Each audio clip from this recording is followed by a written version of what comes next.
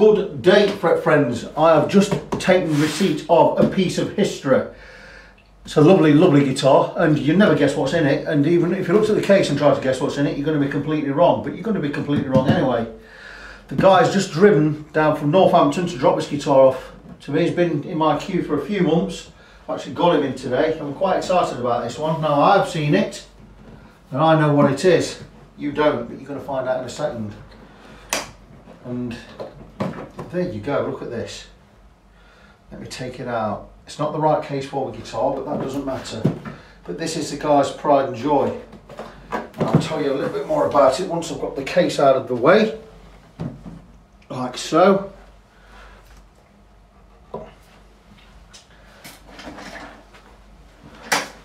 And here we go. Sorry, I was just pointing at my wife. She's just come up to the window. She's been shopping. I told her to go around the back.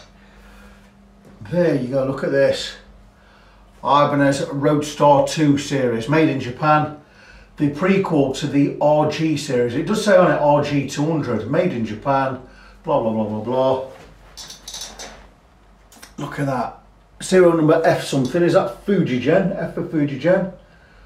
I don't know, probably is. But RG200, look at that. Stamped on the back here, made in Japan, on the plate. So what's up with it? Well, it needs some TLC. It also needs the frets sorting out, and the skunk stripe at the back is sticking out. We're gonna resand and reprofile this neck. So what I'm gonna do is exactly that. Gonna level the frets, recrown and polish them. Leave the original nut in there. I'm gonna reprofile the neck. We're gonna take off all the varnish, and I'm gonna oil it back up. Because this is a pig, it's sticking out, not too much, but it's just horrible and rough. And we're going to get it playable and perfect. And the guy who bought it in, he's driven all the way, he's driven from Northampton. And he says he talked to his wife, and his wife was saying, wouldn't it be easier just to buy a new neck? And he came up with the same answer I did. No, it wouldn't, because if you put a new neck, he's got it all sprayed up and changed and altered to make it look like that. It's going to cost hundreds of pounds. I says, no, we're going to keep this, and we're going to get it right. I've given him a guesstimate of £225 all done for all of the work, including all of the restoration, stripping and rebuilding the bridge, cleaning all the pickups and everything and the electrics under there. It's got a push pull or a push push pot in there. We're going to find out what it does. It probably splits the coil.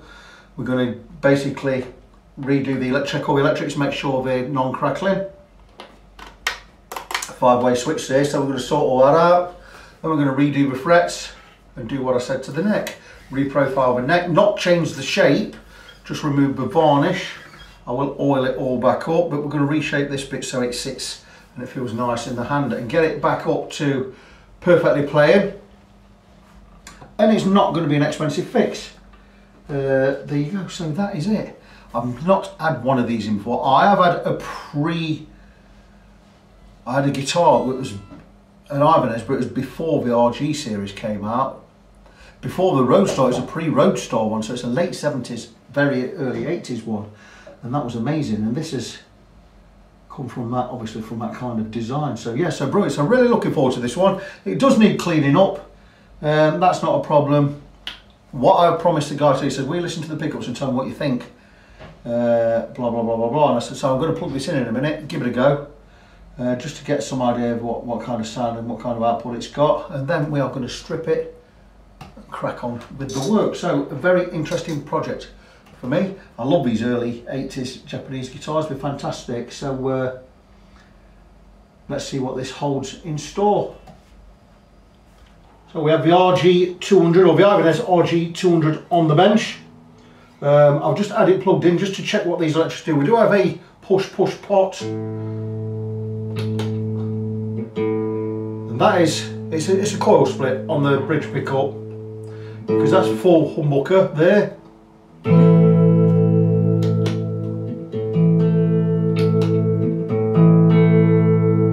That's full. It's coil split, a lot quieter. So it is a coil split, so that's good news. Just going to remove. So the guitar is going to need a lot of work. I've just been having a feel of the back of the neck. It is like a like a D shape crossed with a V shape, because this is protruding ever so slightly. So what we're going to do is I'm going to reprofile the neck anyway, because that is protruding just a little bit. But we're going to remove all the gloss off this area. I'm going to just put the camera down there, so it's not going to do anything untoward if I just go and grab a scraper just now and just give it a little feel. It's got to be sanded anyway. And I say scraper, what I mean by scraper, I'm going to be using, not to use scraper, I'm going to use old. By old I mean not good fret locker, if I can find one. Oh yeah, look, there we go. And this will be fine as a scraper. I'm just going to straight down the middle, and already that's taken some of that V out. It is protruding quite a bit, so we're just scraping this. All we're going to do is scrape until we get that back to that C shape. I've got the permission of the owner to do this. It looks like I'm being a bit barbaric. I'm not. We're going to remove the gloss on the back of this neck anyway. But that already is feeling a lot better.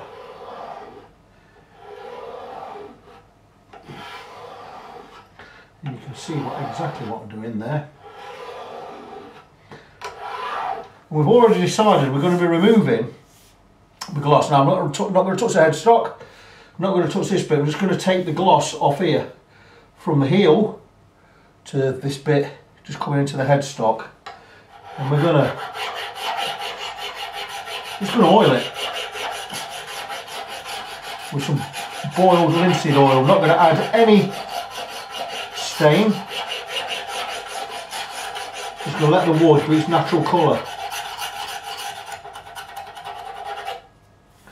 And that already, we've taken that protrusion out of there just about.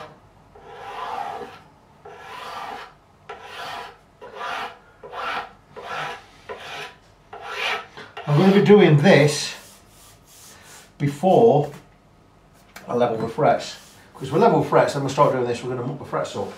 So what I'm going to do is take some 400 grit here. Now I'm just going to let that find its level. Now I'm one of these people that just jumps straight in. People think, oh, that's a bit gung-ho. It's not gung-ho, it's doing what is necessary. But what we need to do is we need to make this smooth.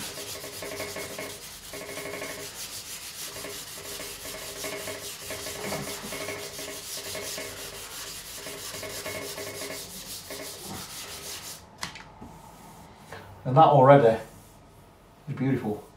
That's already just about done. A little bit of a rough spot there.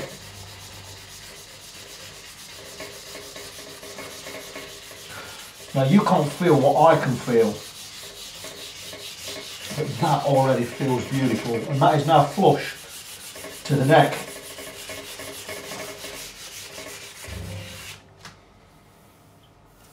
And that now feels how it should feel. That little protrusion has gone. That feels wonderful.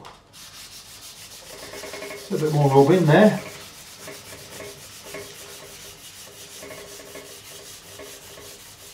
Now there are some dings and knocks in the neck. We're not going to fill them in, we're not going to do anything with them, we're going to leave them. They tell a story of their own.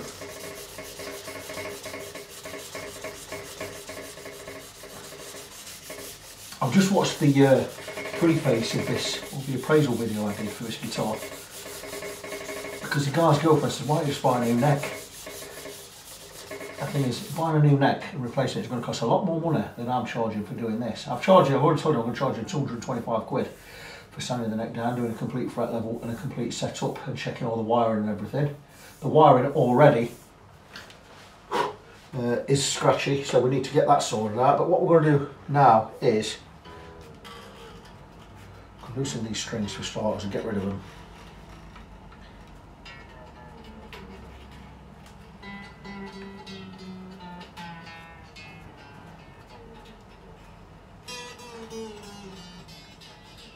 I can show you the frets better as well.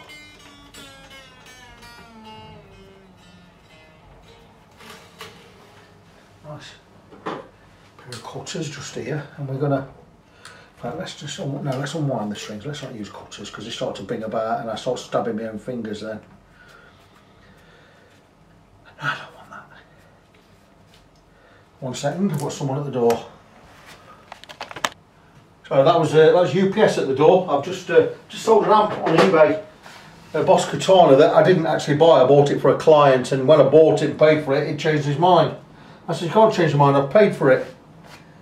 He says, well, I can't afford it. So I ended up with a Boss Katana I didn't want, and I've sold it. And I'm a bit sad I've sold it. It was brilliant, really, really good, but I don't need it, so that's just gone out the door. Anyway, back to where we are with this guitar. I'm going to film everything. This is already as smooth as it needs to be. So we're going to remove the neck. A lot of work to be done on this guitar, so we're going to put the body away. I'm not going to faff about with that. Bought an electric screwdriver for a reason. I'm sure this will reveal some information that could be useful. Right, so let's get that away. So we're going to need, first and foremost, we're going to need a pot. When we work on a guitar, we always get a pot. And there you go. Neck plate, Ibanez, made in Japan, which we knew anyway. So we always get a pot. We've got a stack of pots there. Grab a pot, bits in the pot. Job's a good one. Neck off. What's it say in my neck pocket? Nothing. There's an Ibanez shim there. It's upside down. Little piece of paper as a shim. Just says 200 in there, so it's an RG200. Lovely paintwork. Again, serial number here, F701876 on the headstock. Just here, RG200. So rare in its own right. Frets are rubbish. They're really, really horrible.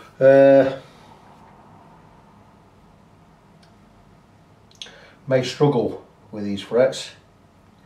May have to actually go for a refret, but let's see where we are in a little while. So what we're going to do is we're going to move the body out of the way completely. We're not interested in the body at the moment. No interest in the body at all.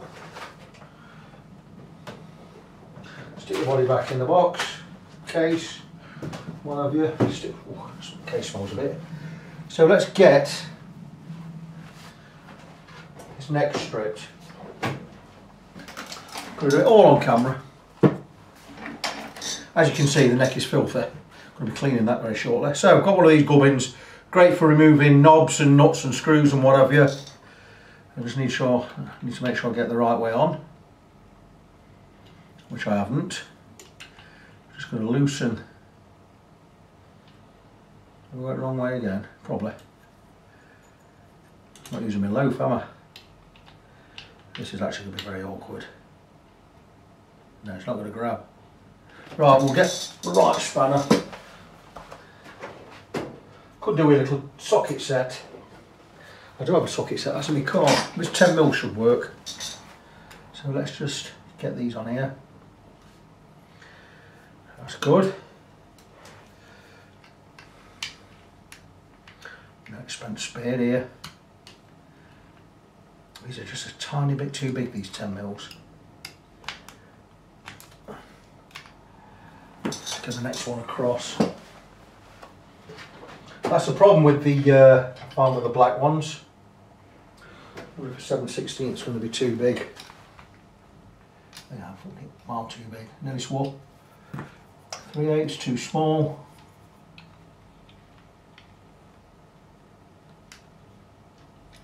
Is almost right.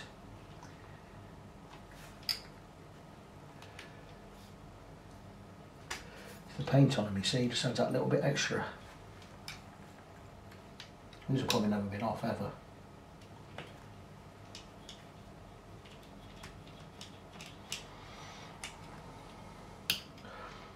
I do have a set of Ibanez tuners knocking about. I do believe the left-handed ones. Had them for an age. I think they're off a reverse headstock, so leftover ones go on there. I've been trying to sell them and no one was interested in them. But like rocking horse teeth.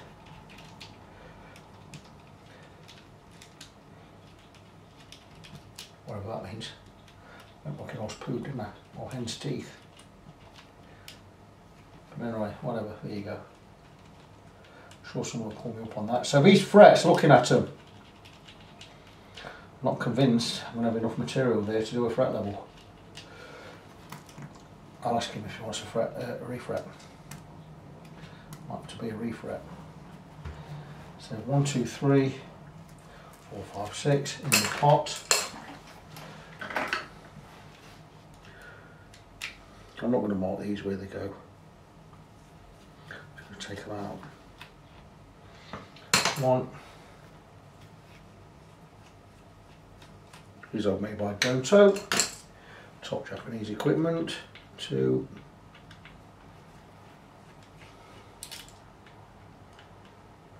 If it goes the refret route, it's going to add another 125 quid on the price.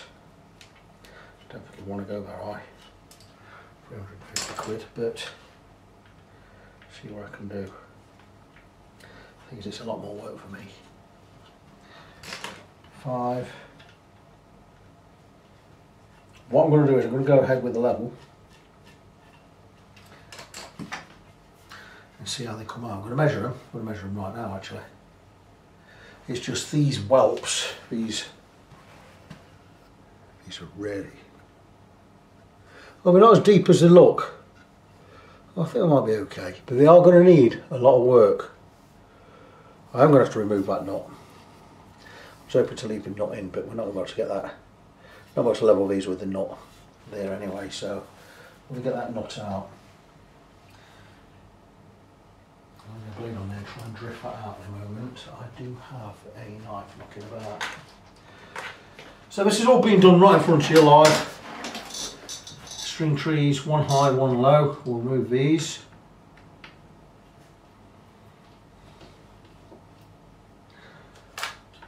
Regarding the neck profiling, don't really need to do anything else, just need to sand off all the lacquer.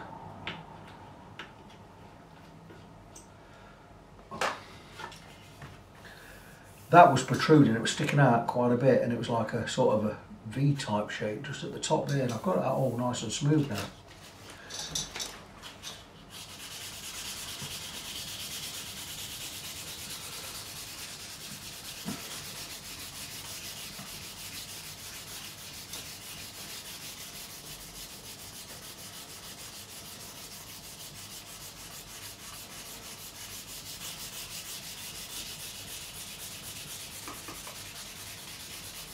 Just 400 grit this.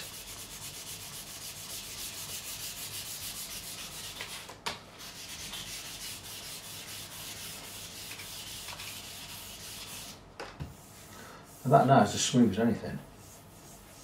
That is just beautiful. You can't even feel that skunk stripe anymore. It's a little bit more work there. It's a little bit rough there.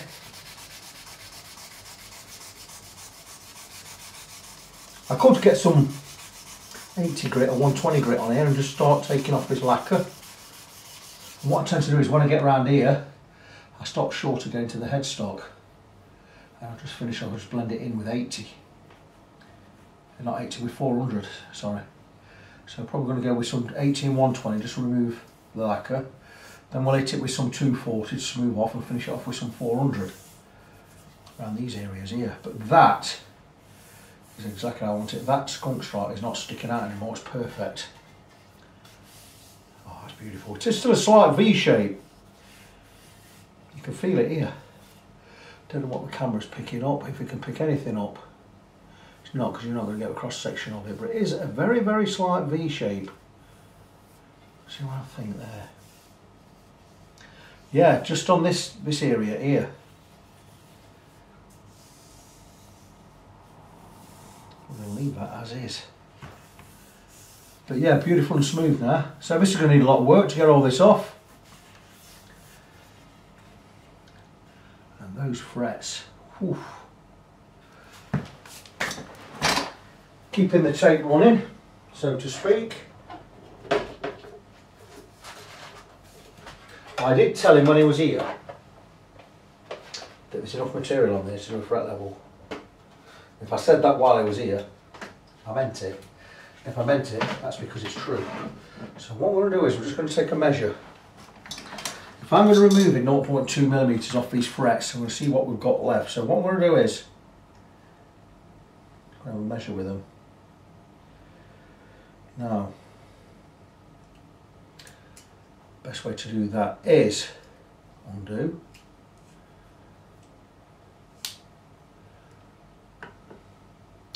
We're going to, I always get this wrong road. Right, we're going to set this level. If I get it on the table, set this level. You can't see it, I don't think you can see what I'm doing. We're just going to set that level. That's saying 2.12. We're going to zero it at 212. And then what we're going to do is going to measure the fret. Measure the fret height there. So 1.13. Close it, check again.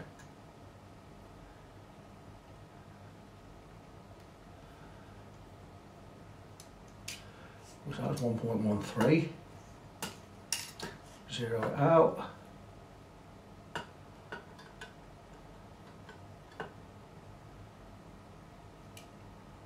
.08.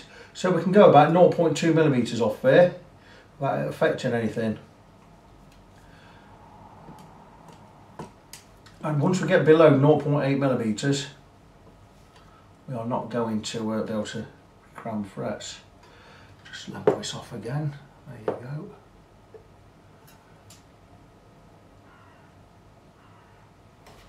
Just making sure that's level. Right.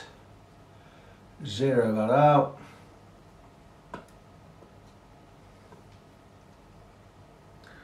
That is 1.12.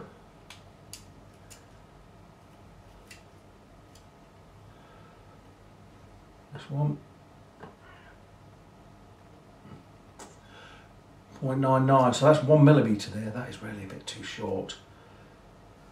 Well, let's try it again. Cool, just because it's on groove. So 1.03, so we're right as low as we can possibly be to level these frets. I'm going to have a go. As long as I don't go below, I don't really want to go below 0.8. I'm going to struggle with these, but I think we can do it. Now what I'm going to do is spray this neck in, just in mineral oil. This is irregular lemon oil, and I'm going to let this soak in. I'm going to put on a glove because this neck is really disgustingly dirty.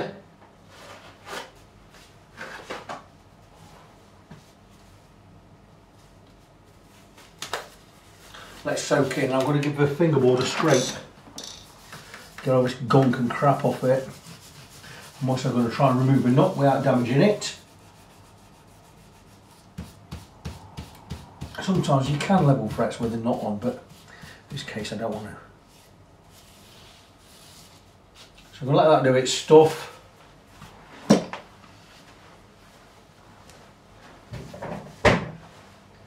Give it 10 minutes. I'm going to scrape this off. I'm going to be using this as a scraper again. Scrape all the gunk off the fingerboard. We're going to have a good look at these frets, see where we are, and I will come back and let you know. I'm currently scraping off the crap off the fingerboard, and it's not for the faint-hearted, this. I'll just show you where we are. And that's all the shite and rubbish and crap off the player's fingers. And it's a thankless job sometimes. Don't often show this part of the job. Should do because it's gross.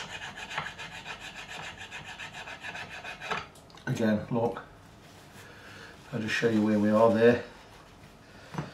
I'll just take another piece and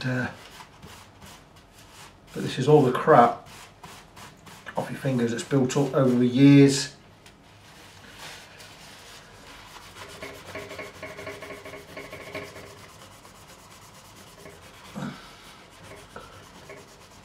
at some point today I will be removing that nut. If I have to replace it, I'll replace it. If I can get it out clean, I can put it back in. The thing is, will it be high enough? We don't know, we may have to replace it. But there you go. After removing the gunk from these 3 frets, I'm going to show you the difference. You saw how it was before, how gross and disgusting it was.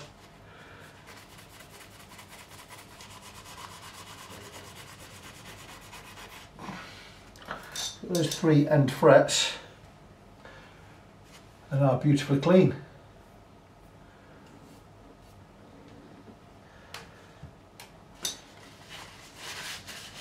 So crack on as you do. And do you want to see this? Do you not? Shall I just stop the camera for a short while? It's really icky at the moment, this stuff. Wait till you see this one scraping off right now. And, oh goodness, that's gross. So here, on here, just wipe that off. That is matter. Let me show you on this fret here.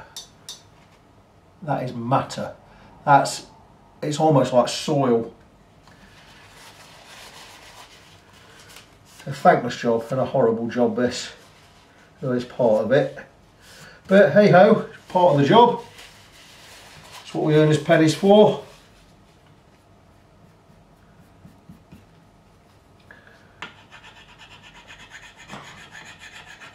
We do recommend that you oil your fingerboard, clean it and oil it every 6 months. We recommend that, not the guitar manufacturers. As guitar techs, I recommend it, absolutely, because it saves me having to do it.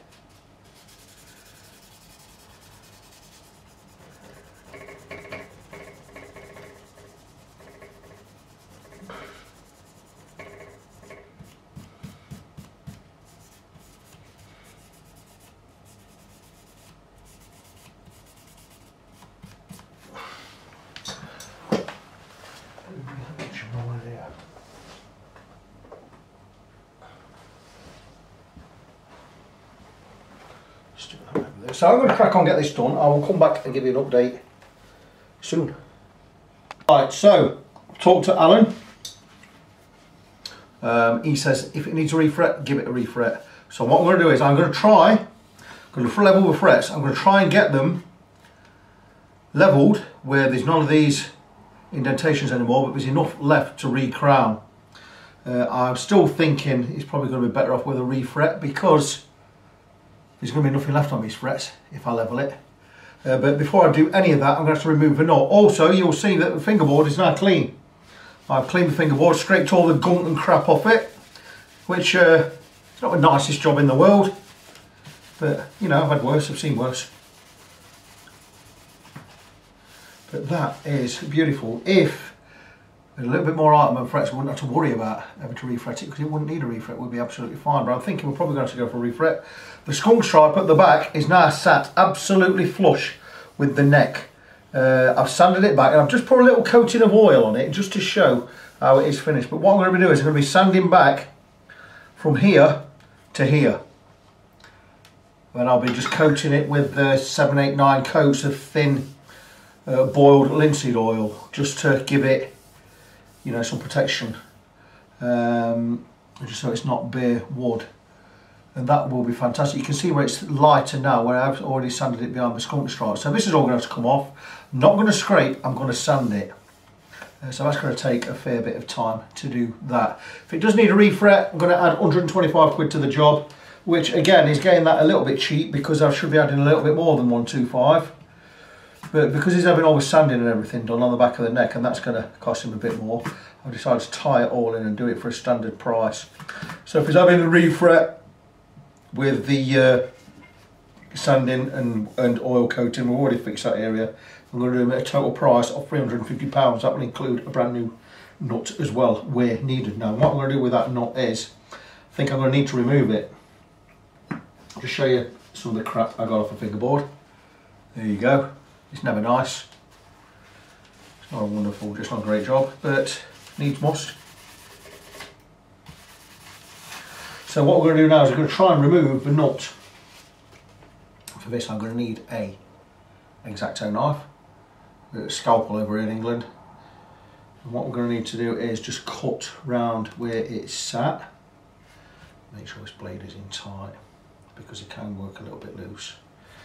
I'm not a fan of blades. I'm not a fan of super glue and I'm not a fan of sharp blades, never have been.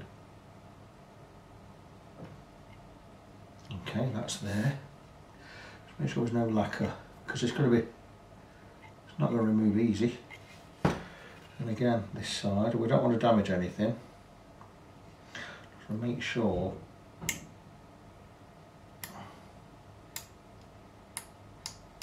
get it out, we're going to get it out clean.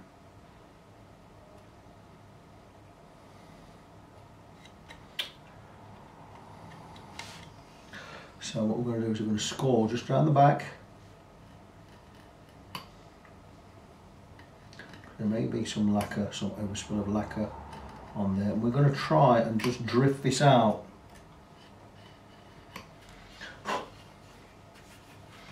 So I'm just going to come around this side. And sometimes you can just give them a tap left and right and it's going to be okay and we'll come straight out. Other times, I've knocked these out before and we've chipped all this wood off here and we don't want to be chipping anything, so I'll make sure I get plenty of scores. And I want, if anything, I want to damage the nut. Now you see there's lacquer coming off.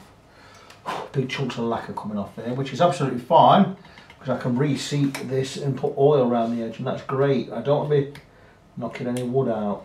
So what we're going to do is we're going to stick this in a vise and we're going to try and get this nut out clean. And we're going to start from the underside because if we damage anywhere, we want to damage the underside where you're not going to see, not the top side. I always worry a little about removing nuts. I don't think we can keep this nut in because I don't think if we end up refretting it's not going to be high enough. I will be refretting with a 1.2mm high fret wire, not a 1.4 as I go with newer guitars. 1.4 is too much. If I do refret, we're going with we'll go with 2.8mm wide, 1.2mm high Syntom's Elite, which is 25% nickel silver, the hardest nickel silver wire on the planet. I've used it for about 3 years. I absolutely love it. So okay, we're going to try and remove this nut. Now what we don't want to do is we do not want to damage the guitar. So I'm going to go from the underside. And as much as I'd like to do it on camera, I'm going to do it off camera. Well, saying that, let's just see where we are. It's not the easiest job in the world to do. Let me get set up in the vise. I'm going to see if we can just drift it out.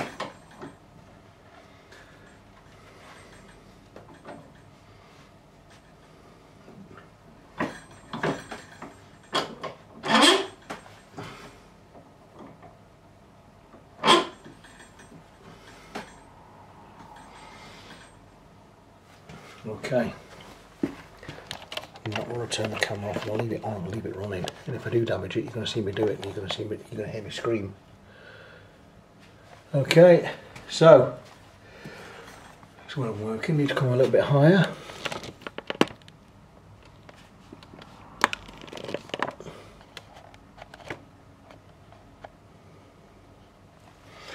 Okay, there is the nut. Scrape down there with a knife. I'm going to scrape on the inside again with a knife. Never enjoy doing this job.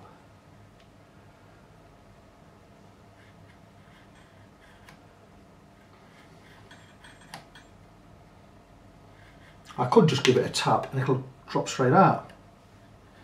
If that happens, hallelujah, praise the Lord. But I've knocked him out and it's took a big chunk of wood out with it, so I'm only going to tap this. I do have a specific screwdriver I use for this job. That's my dog Ross in the way there. Hi Ross, say hello to the people. Do you know what my red screwdriver is, Ross? Apparently Ross does not. Neither do I. Okay. To go with electrical. What I'm going to do is very gently tap the back of the nut.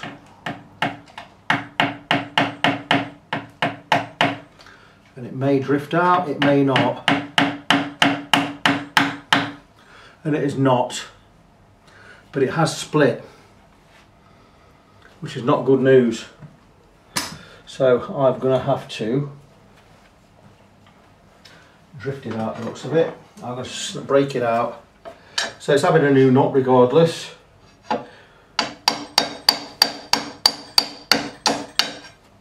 Just going to try and loosen it.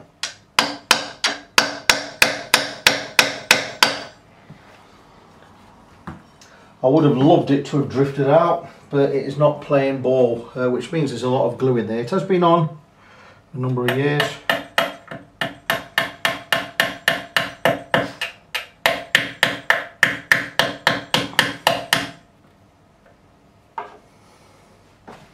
We are lifting it there, but it is taking some wood with it. Now if it takes wood from this side, I don't mind. I don't mind that at all.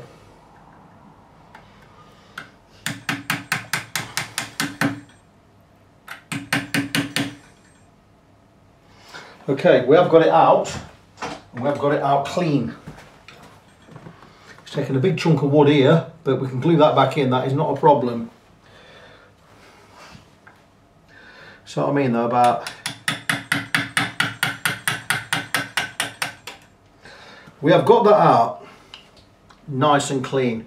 We have broke the nut at one side, so we are replacing it, but all I've got to do is glue that bit of wood down there, which I'm going to do straight away with some super glue. But that has come out clean, and that is wonderful, because it means we haven't got fanny about. I'm going to grab some super glue when I remember where I've put it, right here. This little bit is just chipped out here. All we're going to do is I'm going to put some super glue in there. I'm going to stick that chip back on, like so. I'm going to leave that to dry, and if it protrudes a little bit later, we'll sand it back. But that is a job well done. The nut is out. If we get a little bit of a gap in there, don't worry about it. I will fill it in later. Let that do its thing, let that sit down. It's not sticking. Super glue, I hate super glue. But there you go. I'm really pleased with how that's come out. So that is done. So we're ready to move on to the next part. So yeah, we got the nut out, relatively clean. I had to stick that little bit of rosewood back right above my finger there, but that is relatively clean. I've had them come out a lot more difficult than that. We're nice round this edge here. We're nice round this edge here. No damage to the wood either side. So what we'll do in this case is now, all we're going to do is just scrape any old nut away that's stayed in there. There's not any nut in there, but there's glue in there though. More glue on there than was necessary, but watch this once I've cleaned this slot. He's not said what nut he wants to go back in there. I've got bone blanks I can shape and carve, which will not be a problem. Right, that piece of wood I've just glued back in there has fallen back out. Doesn't bother me in the slightest. I'm going to glue it back in again in a minute. So that bit's just fallen off. Not a problem. I will super glue it back on in a moment. Super glue, I hate the stuff. It's a bastard. I don't know what it is. It doesn't stick where I want it to stick. It just sticks. It only tends to stick my fingers anywhere. If this doesn't glue back in, I can always fill in with some rosewood dust and what have you. I'll put it back in right now. P-I-T-A. Where's my prodder? So So let's see where we are.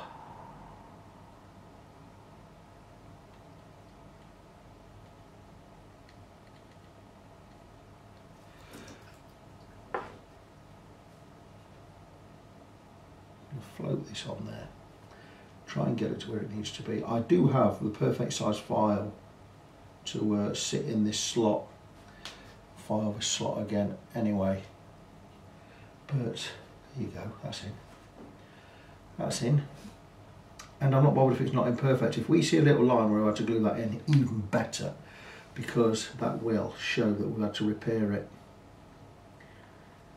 and that's going to work. And we're still going to fill in a little bit. I'm going to bring it close up. You just see there, and you'll see there's a little line in there which we're going to fill in with rosewood dust at a later date, but you will not see that. We'll make that completely invisible. So that's good. Now I do have the correct file that will fit right in this slot. There you go, that should be it. There you go, that's where it needs to be. The Stumac gear is over here. In this one or the next one, so you'll find out.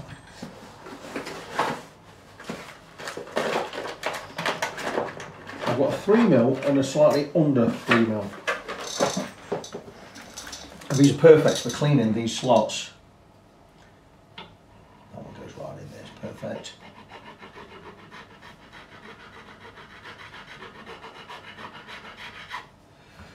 And it cleans out any excess glue left there from before. It makes the slot nice and clean. There's this one a little bit wider. That's it. Oh, that's perfect.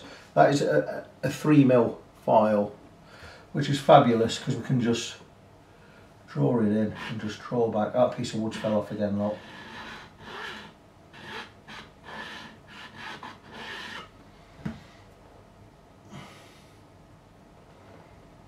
Super glue. Why is the crap? It just needs a bit of time to dry. So I'm going to leave that, hopefully that'll dry. That slot is beautiful and clean now. If it goes with a bone nut, even better, because I've got bone nuts installed. If he wants a Graphitech, a black nut in there, let's get a Graphitech one, they'll be about 12 quid. I'm not going to charge extra for that. I'm doing him a set price, £350.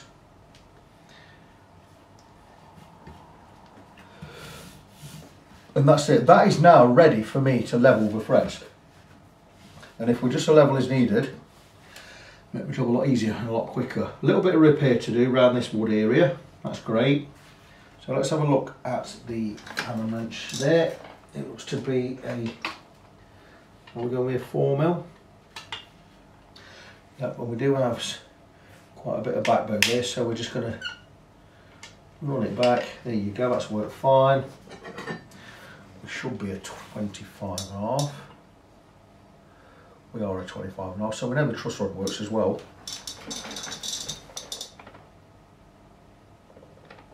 Truss rod works absolutely fine. Quite a bit of relief in there now, so we're just gonna, right, that's just nipping up, so let's see where we are with that just nipped. Okay, gonna give it a quarter turn. Hopefully that'll be straight.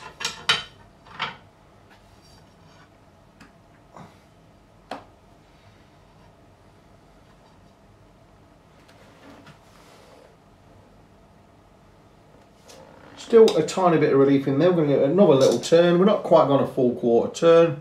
We're just going to go another 16th turn. That's a full quarter turn there. And let's see where we are. I'll let this settle for a few seconds. Now we're still a little bit off straight. I would like that to be straight with a quarter turn.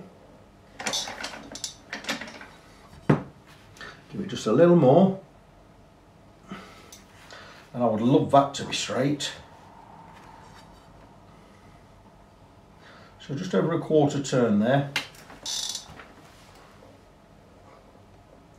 And that neck is now straight. A little bit of relief there. You never get them perfectly straight, so you go for a best average along the length. You kind of get a snake, a bit of a humpty back. You know, imagine a Loch Ness Monster's back, but really, really gradual. So you're talking ounce of an inch. It's straight here. Still needs a tiny bit more. I might just clamp this back a little. It's got nearly half a turn on that. Half a turn's a lot. And that is now dead straight. So that is good enough. So we've got the neck dead straight with half a turn on the truss rod. And for argument's sake, we'll just go across the frets anyway, see if they needed, well, we didn't need levelling. So we're not levelling them because they need levelling, we're levelling them because we have deep whelks in there. And I imagine they're going to be pretty much level, because a Japan-made Ibanez from the early 80s, probably around about 1980, it's going to be well made. There's one high fret there. Good thing about this is we're not having any high rocking frets. It means when I do level them, I have to remove a lot of material. I think we're going to manage perfectly well. Got 3 high frets with just a fret level, and if there's 0.8 mil on there, we're going to recrown them. So we've got 4 high frets. What I'm going to do is I'm going to talk to the owner. I'm going to say, look, that's 5 high frets, but if we just level them and recrown them, that's all fine and dandy. In a few more years' time, 2, 3, 4 years' time, you're going to want a refret. If we give you a refret now, we're giving you 30 years of frets. Do you want to go for a refret now? We've got 6 high frets, by the way. Do you want to go for a refret now? And I think it's going to say yes to the refret, because there's no reason not to. So we've got 7 high frets anyway. Looking at these grooves here, once we've levelled them, if we're 1 mil high now, if we level them down to 0.8 mil, gives me enough I can recrown them. We'll probably get 2, 3, 4 years left out of that. But then he's going to want a refret anyway. We could future-proof it with a refret, which is going to cost him an extra 125 quid, admittedly, but it future-proofs a guitar. Now, what's happening in Ukraine and Russia? Are we going to be here in 2, 3, 4 years? We don't know, do we? But let's assume that we are. Anyway, I'm going to put that to Alan, see what he says. Next part of the job, though, I'm going to be sanding this gloss or varnish off this part of the neck between my hands there. I'm going to get that all sanded off, and once that's sanded off, we can come back and look at the frets. Loving the slot where the nut's out, lovely and clean in there. Get a new nut straight in there. Good stuff. Okay, let's level some frets. I've got the neck bolted to a piece of MDF. I've got the piece of MDF clamped to a flat surface. We're supported at the headstock. The neck is not moving anywhere, and we're making sure we're getting the neck as straight as we possibly can. If you can't get it perfectly straight, get it as straight as you can. We'll make the playing surface, well, the playing surface is the frets, not the fingerboard. Now I've got this more or less as tight as I can have it. I don't want to go any tighter, and it's still not getting the neck perfectly straight. So what I'm going to do is, I'm going to get a block of wood under the middle of the neck, and hopefully it'll just give us a little bit of support under there. Now I'm thinking something along the lines of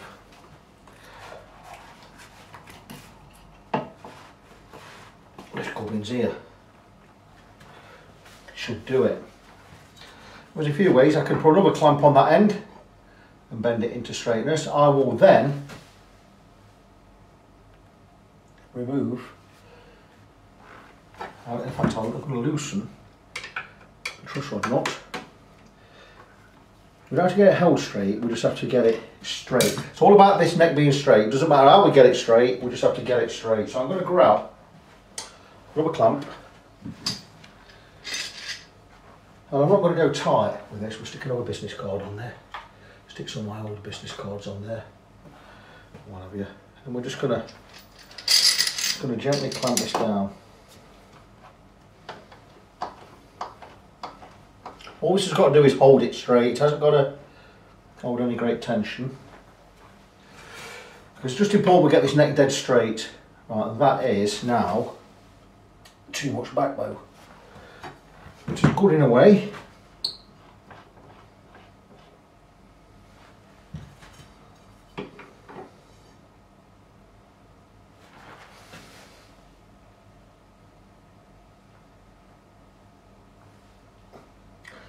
That, my friends, is dead straight. So that is where I'm going to leave it to level the frets. So my trusty Crimson Guitars leveling beam, 400 grit on this edge, 240 grit there. We're going to remove the material with 240 grit. And it's just a matter of up and down.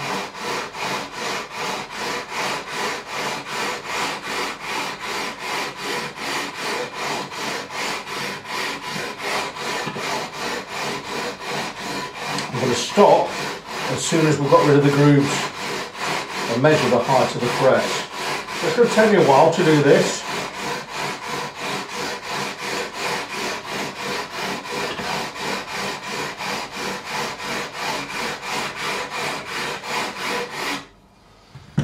We're definitely moving material. We've more or less got the grooves out of that one.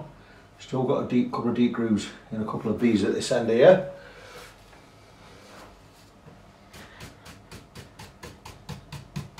Remember, we do also have some high frets, so we're going to have to keep removing material until we're touching the tops of all the frets. Then making sure we're going across with a 240 grit. 240 grit is more coarse than 400. You can remove much more material.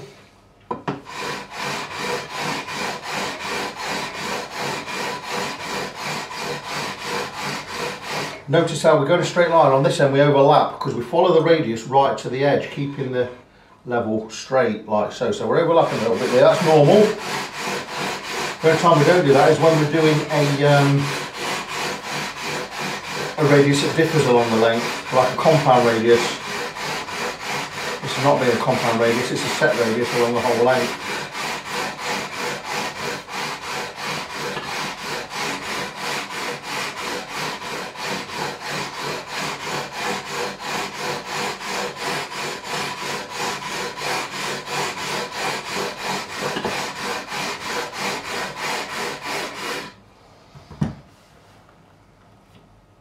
Still got a deep slot there, some deep slots here.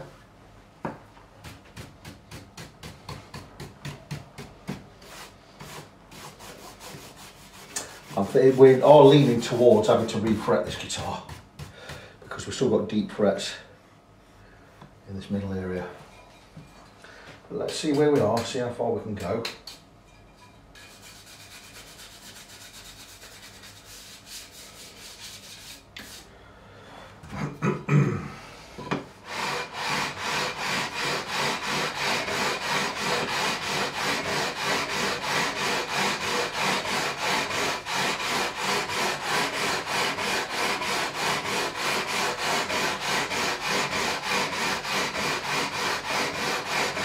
Not pressing on heavily, I am pressing, but I'm not pressing too heavy.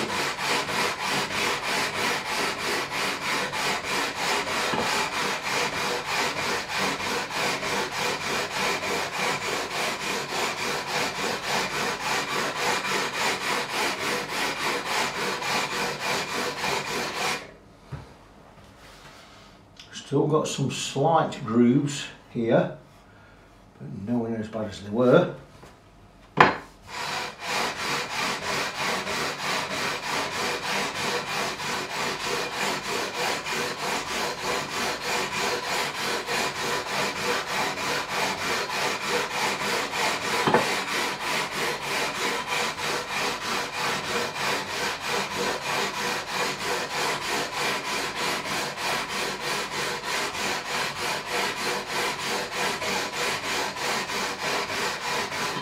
Now I'm looking to maintain the same amount of thickness across the top of the frets. So we know we've removed the same amount of material from each fret, side to side, and we've got the same thickness on each side.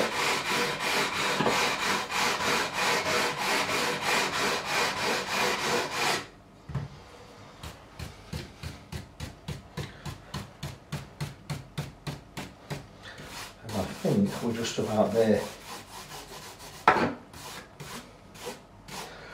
One tiny groove there, no depth to it. I think we have done enough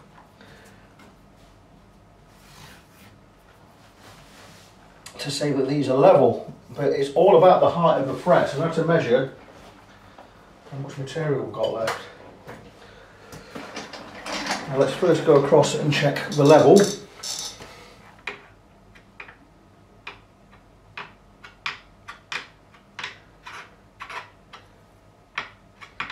These frets are now really quite low. I don't think there's enough there to redress, but I may be wrong.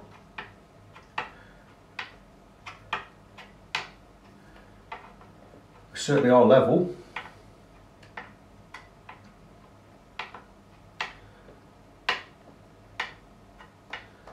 We could certainly do the level and get another 5-6 years out of the guitar, no problem. But in 5-6 years, it's definitely going to need a refret. Do we do the refret now? I'm going to go and put it to the owner because I'm thinking probably going to pay in the long run to get a refret done now. That way I can also spend a day or so getting this neck straight without any tension on the truss rod. And it's going to save a lot of headaches down the years. I'm going to measure the height of this fret, because if it's below 0.8 then we're definitely going to recommend a refret.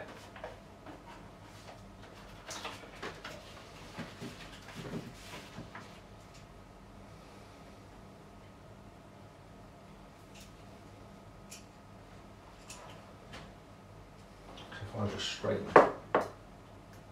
straighten, zero it out and see, check what height we've got on this fret.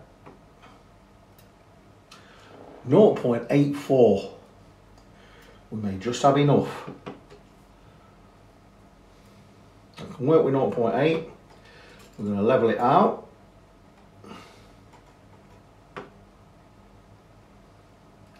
We're set to 0, as you can see, and we're just going to, again, 0.88 on the far side.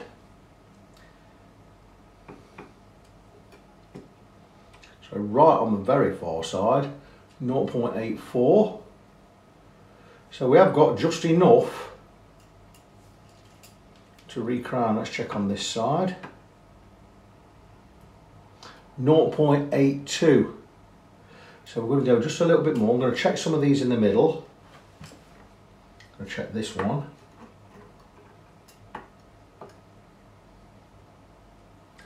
0.97. A lot of fret in the middle. So we'll take more off that end than this end. So what I'm going to do is I'm going to concentrate more in the middle. And just turn that off. We're going to be absolutely fine. Back with the 240. Got some deep grooves just around this area, so we're going to remove those.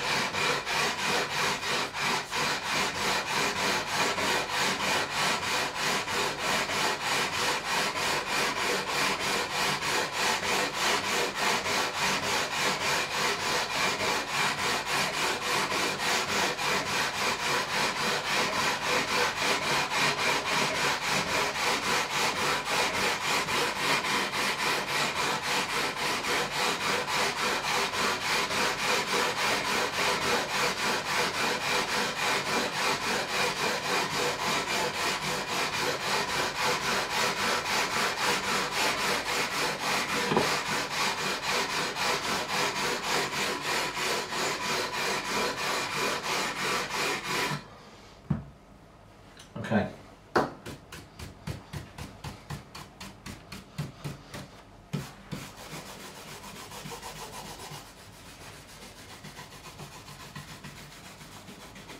It's going to be a lot of work, but I should be able to work with these frets.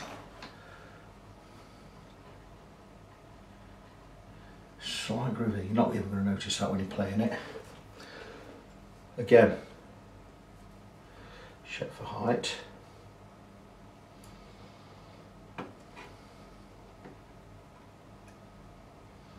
.87, that's saying. That's really good. 0.86. 0.84.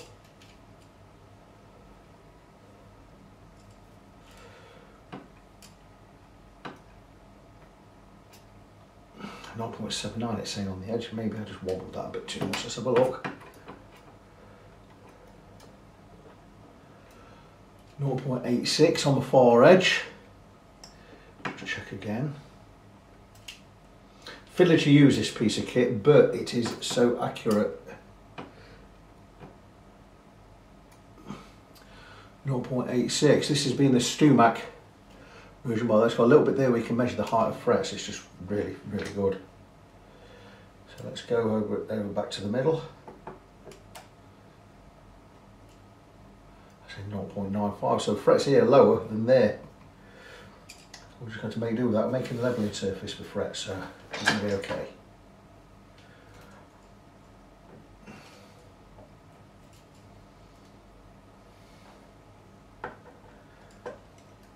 Check this end. 0.9. So we've got a flat surface. Let's just see what that's saying.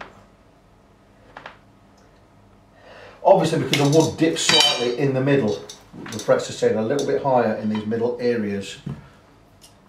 But we've got 0.9, 0.88. We can work with that. Just need to get that groove out. Just keep going.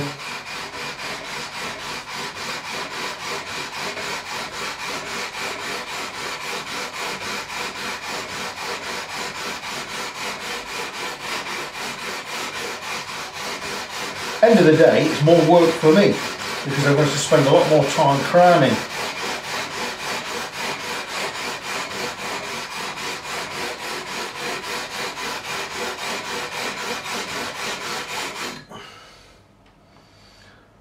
Right, the good news is we've got all of the deep gouges out.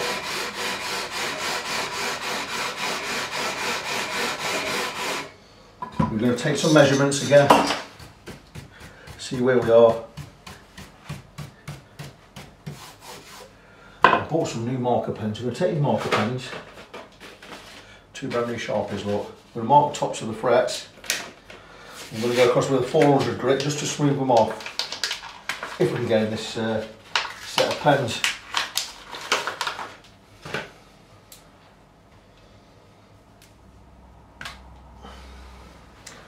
Right nib on them. I didn't want them that fat, but we'll have to do.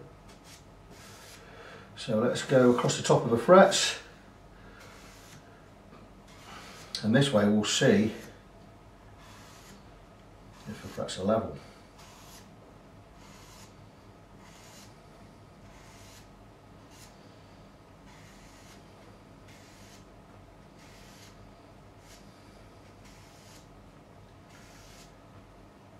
You always want to be a little bit careful working on an old guitar like this. Now what I'm going to do is, once these frets are level, I'm not going to be crowning them. I'm going to take the neck off of this surrogate body and we're going to work on the back of the neck. We're going to rub it off all the lacquer and get that all prepped ready for oiling. Then we're going to come and level the frets. So once we've got the sand, we've got the lacquer off, then we're going to level, we're going to recrown and polish. Well, we're going to recrown the frets. Then we've got all the back of the neck. Then we're going to polish the frets. So I'm going to do it in that order. So it's going to be flip, flip, flip, flip. Anyway, let's take the 400 side, much smoother, and this should remove all of the pen pretty quickly. If it does, we've got the frets level. And this is all live. And all of the black pen is off the neck. And I'm going to show you, we're going to go live to the neck. And I'm going to try not to take the camera off of the frets. And there you go. And let me get you somewhere where you can see, and hopefully we can just go and we can just see that the tops of the frets are all silver. And how good is that? So we know we have the frets level. That's fantastic. I'm going to try and get this back on the tripod. Not professional by any stretch of the imagination. I don't edit these videos, I just glue all the bits together. So we have the frets level. We have just enough height to recrown. I'm just going to go back with the 400 grit.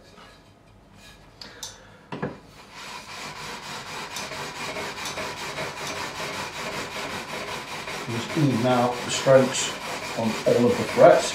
I can see the thickness of the frets at each end, you can't. I can see we're a little bit thinner on the side closest to me.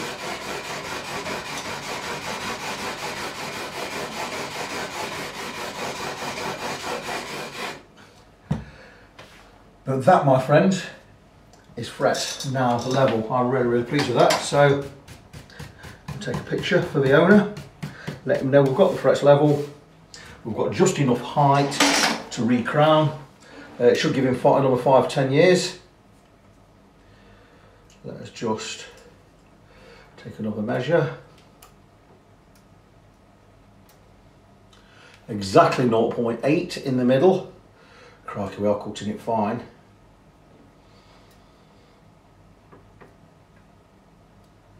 So 0.86, that can't be saying 0.8 at that end one. Can't be. It's really fiddly to get it dead straight because this does wobble quite a bit. Yeah, it's 0.8 in the middle there. We're going to have to go with it. They are really low. I'm going to talk to the owner, see what he says. 0.8 at the end. Let's go to the middle. I say 0.96, that can't be right.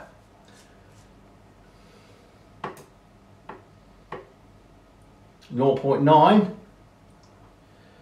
this end.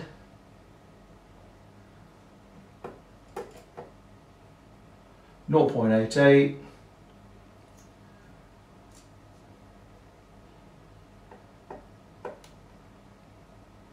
.87. So we've got more fret at this end than we do at this end. That was always going to be the case anyway. So we're as low as we can really go there. I'm going to go and talk to the owner, see what he says. I'm in two minds. A refret makes more sense at this juncture, so I'll see what the owner says anyway. So we have decided to go for a refret. Now, I could have recrowned them. We've got 0.83 millimeters at this end, 0.88 millimeters at that end. But look, because they're fat frets, they are jumbo size frets, we're really very low at that end. And I said, look, if I do recrown them and we go with it, you're probably going to get 3 to 5 years playing left in the guitar. And after that, it's going to need a refret anyway. But if we go with a refret, you're going to get 30, 40, 50 years. The reason I say 30, 40, 50 years is I use Syntom's Elite fret wire, and it's the hardest nickel silver fret wire on the planet. It's 25% nickel silver. And the good thing about it is it's quite high as well, so you're going to get 1 or 2 redressers on it down the years. So you get 15 years out of it, 2 redressers, another 30 years, 45 years. So we're going to go with a refret. It's only going to cost him £125 more. With the other work is add. So what I'm going to have to do now is, that time I've spent on this, setting all this up and leveling these has been wasted, but I was prepared to do that anyway. I did say to the guy, look, I'm not going to charge you any more if we do a refret. I'll charge you what it's going to cost more, but I'm not going to charge for my time in doing the fret level. So I'm not charging for the time I've used leveling these frets. So I'm going to heat and remove these frets later today, and we're going to go for a refret with this. So I think it's the best thing to do. When all said and done, I'm going to measure the width of the fret wire right now when I find my caliper. Right in front of me 5 seconds ago. Here you go. So zero that out. Lock it, zero it.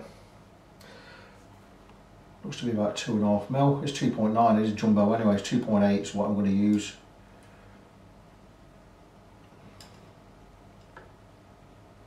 That's saying 3.05 there, it's not that big. Oh, it is, it's 3 mil. It's 3 mil fret wire. I'm going to go with 2.8. I'm not going to use 3 mil, it's too big. We'll just zero that again, it's not quite zero. That could be all the crud. It's 2.8, just about 2.8 in, that is 0.110 an inch, or 7/64ths. 2.81 that's saying. So I'm going to replace it with 2.8 anyway. And that is it, so I'll give it an update a little bit later. Okay, we've got a little bit cold in here, so I've slipped on the jacket. Anyway, we're going to remove the frets. Now I removed the first one without putting any heat on there, just to see how it came out, and it came out crap. It's pulled about 4 chips out with it. So we're going to heat the frets. Now you'll see here, I have an adapted solder iron, an old one. I bent the end and put a groove in it, and we can heat the frets this way. Did I mention before we go for a refret, by the way? Talk to the owner, he says, look, if we're gonna, because it's a keeper, it's a great guitar, he says, might as well refret it. So it's exactly what we're gonna do. So, I'm gonna get some heat in the frets. Once the frets are out, I'm going to check the state of the neck. I am going to either bend it straight, or we're going to sand the radius and get the neck straight that way. It gives us a straight surface. Because there's too much, we have to adjust the truss rod a little bit too much to get this neck straight enough. So we don't like that. But anyway, I'm banging some heat in the frets. We decided to go for a refret.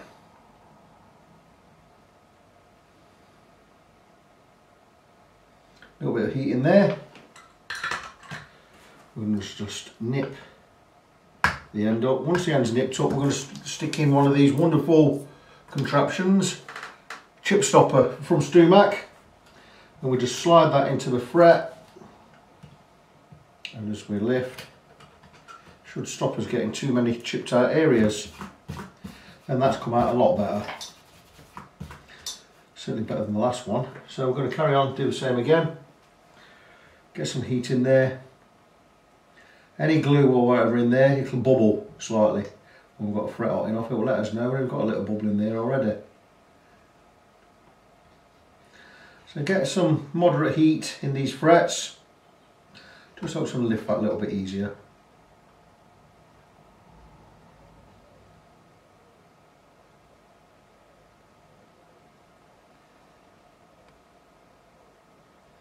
And anything that helps us getting chips is going to be helping along, because it means we don't have to repair them later.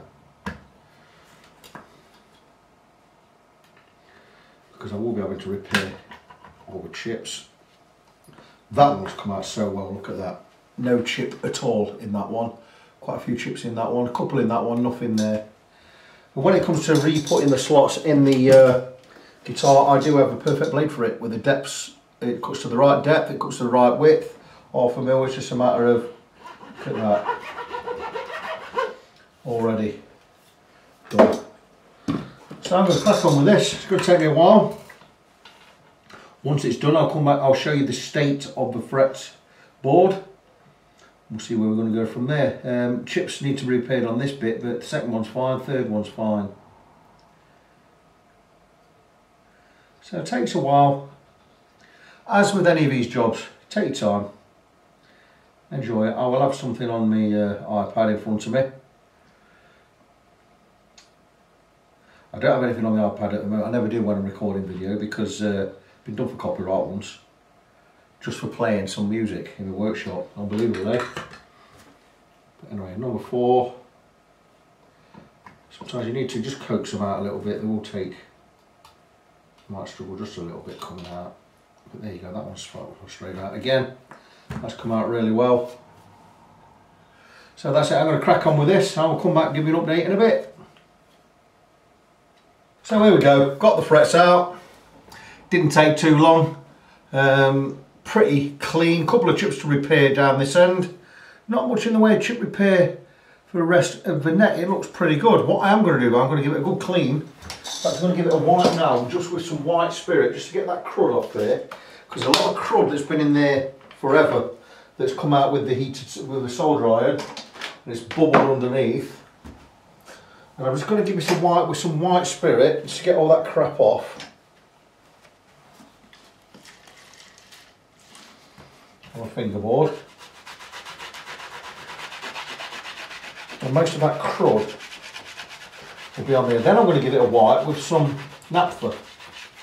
Well, we don't have naphtha in England, but we do have Zippo lighter fluid, same thing. And you see that is the fingerboard cleaned, looking pretty good. Don't need to do a lot of work to that to get that ready for the new frets, but what I'm going to do is I'm going to straighten the neck best I can. It seems to have a little bit of backbow in it, which is great news if that is the case. Let's just have a roll the truss rods, make sure it's loose. Because what I'd love to do is, no it's not, what I'd love to do is get this neck dead straight with the truss rod loose. I'm just going to sight it. and that's definitely got relief in it. So I want to get rid of that relief. We have a good 3/4 millimetre relief in that neck with no tension on the truss rod. So I want to get that out. I want this dead straight with no thing on the truss rod, no tightness on the truss rod there. So I'd love to see that neck dead straight. What we're also going to do is we're going to re-radius this. We're going to get a radius beam and just sand it. We're not going to take too much material off. We're talking 1/4 millimetre absolute maximum, and just to get the radius flush and correct all the way along the length of the neck. So that's going to be it for today, really. I may just let's move the camera slightly. That's pretty good. That's pretty good. What I am going to do, just before I do knock off, is I'm going to take my fret slotting saw. 1/2 millimetre kerf on these blades. I get special blades, are only 1/2 mil. It's exactly right for fret slots, and it cuts to the right depth. And all we're going to do is be removing any crap that's in here. These seem to be cutting really nice. We're deep enough anyway.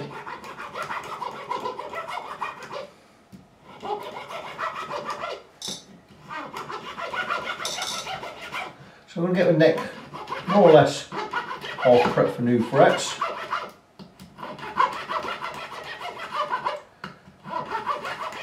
Minimal chipping, which is fantastic. It means it's not going to take long to repair the chipped areas. And this damaged area I did when removing the nut.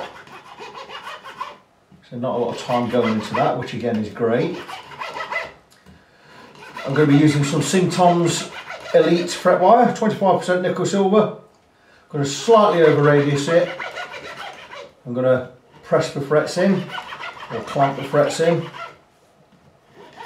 I've got one of those handheld jobbies, so I'm going to have a go with the handheld fret press and see if I can get them all in with that. I've used it with great success.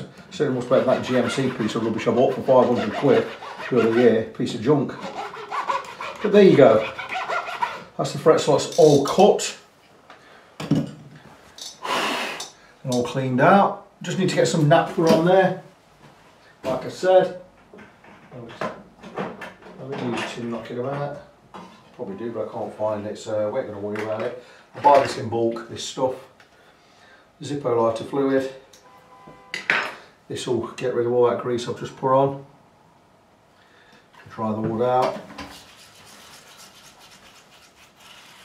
I'm not going to set fire to it, I'm going to let it evaporate. Plenty on there, look at that. And that'll degrease the fingerboard. The amount of chemicals I've got in this place is it's surprising. Anyway,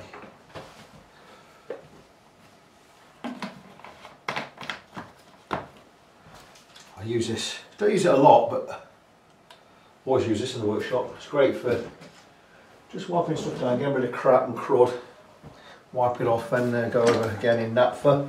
Does the completely opposite.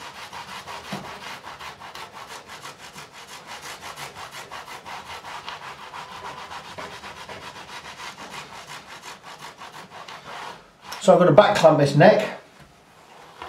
There's some very gentle heat in there. You will see it's got a very thin piece of rosewood on there. It's almost like a veneer. Some of the earlier Strats had this, and mostly the later Strats, the Mexican ones, have a veneer, more or less a veneer fretboard. I do like to see a nice thick piece of rosewood on the neck. Not slagging Ibanez off at all. But I've had some absolutely fabulous Squire necks over the years. They seem to put some fabulous chunks of rosewood on them. I've got one over there, the big headstock version, like the 77 Strats, and it's just wonderful. It's got a nice 6mm thick piece of rosewood on the top there. But anyway, this is nice. Certainly got some relief in there. I'm going to want to get that out. See how much of a time it's going to take. So that's proper loose. Let's just nip there. So let's give it a good quarter turn. Don't want to go any more than that. If it's not straight there, I'm going to try and straighten this neck. So this guitar is going to get a lot more work than I'm charging for. That's not straight enough. Too much relief in there. So I'm going to have a go straightening this neck. I'm going to get back clamped and get some heat in there. I'm not going to charge for it. I also need to be sanding all this off as well.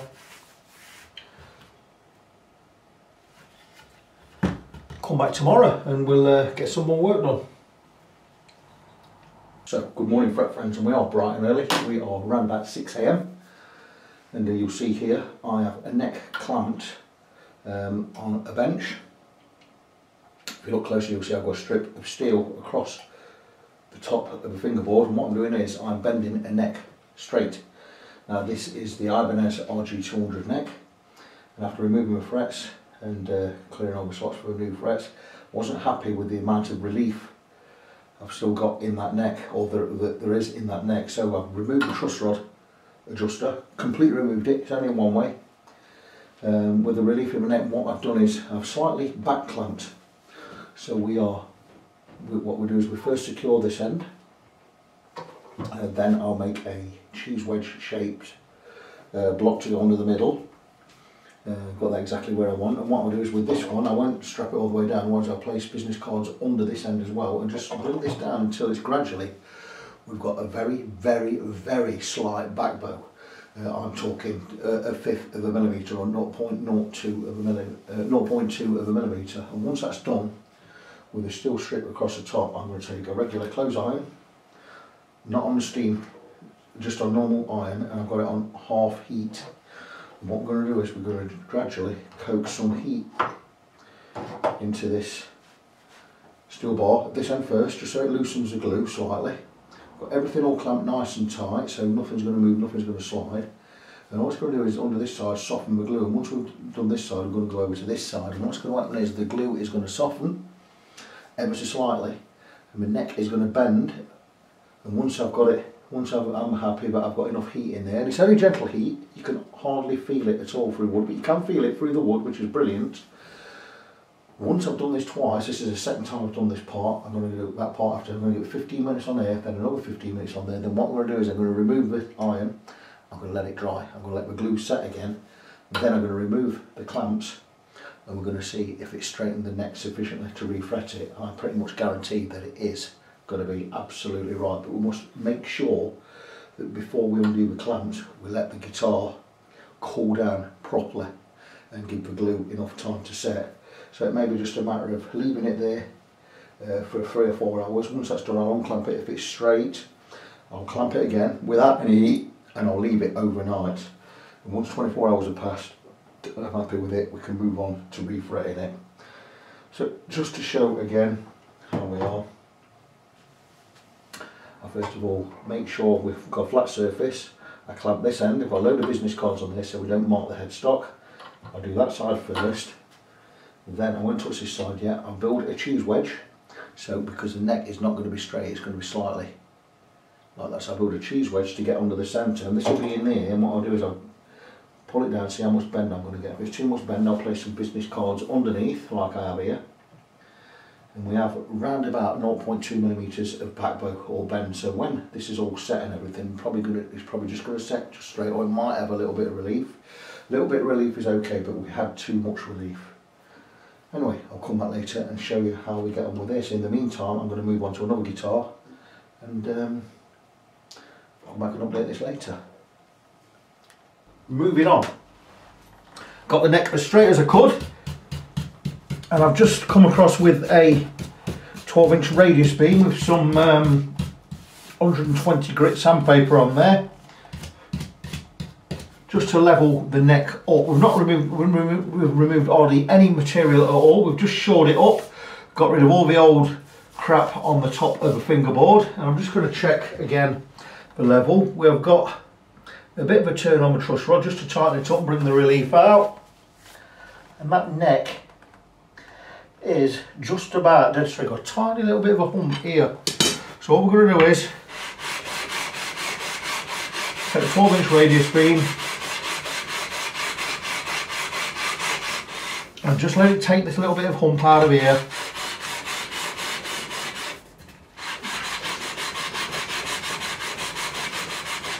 Not pressing down, just letting the radius beam do the work, find its own level.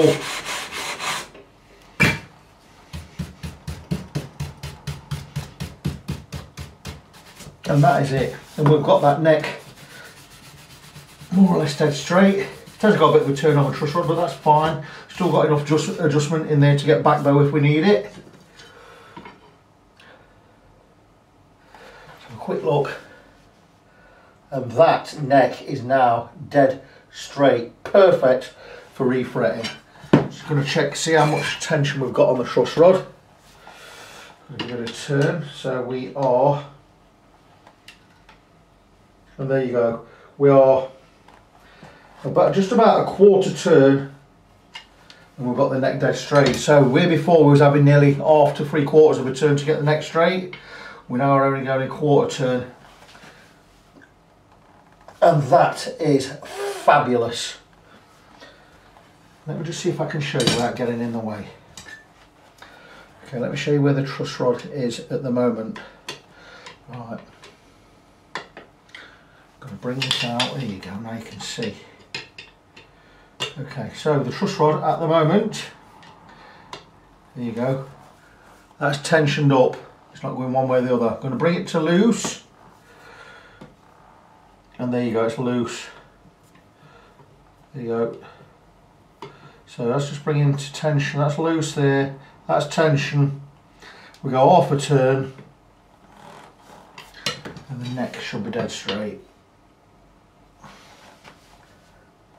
And that neck is dead straight. We're now ready to refret. We've also got it on half a turn. I'm sure it was nearly a full turn to get the neck straight. So we've a little bit of material, we've bent the neck back. I'm not going to refret it yet. That's going to be the job for tomorrow. I'm going to strip the neck itself, get all this lacquer off there, like I said I was going to do, because I'm going to strip it from there to there. And to get that all sanded back. Once that's all done, I'm going to give it a few coats of oil. So still a long way to go on this guitar.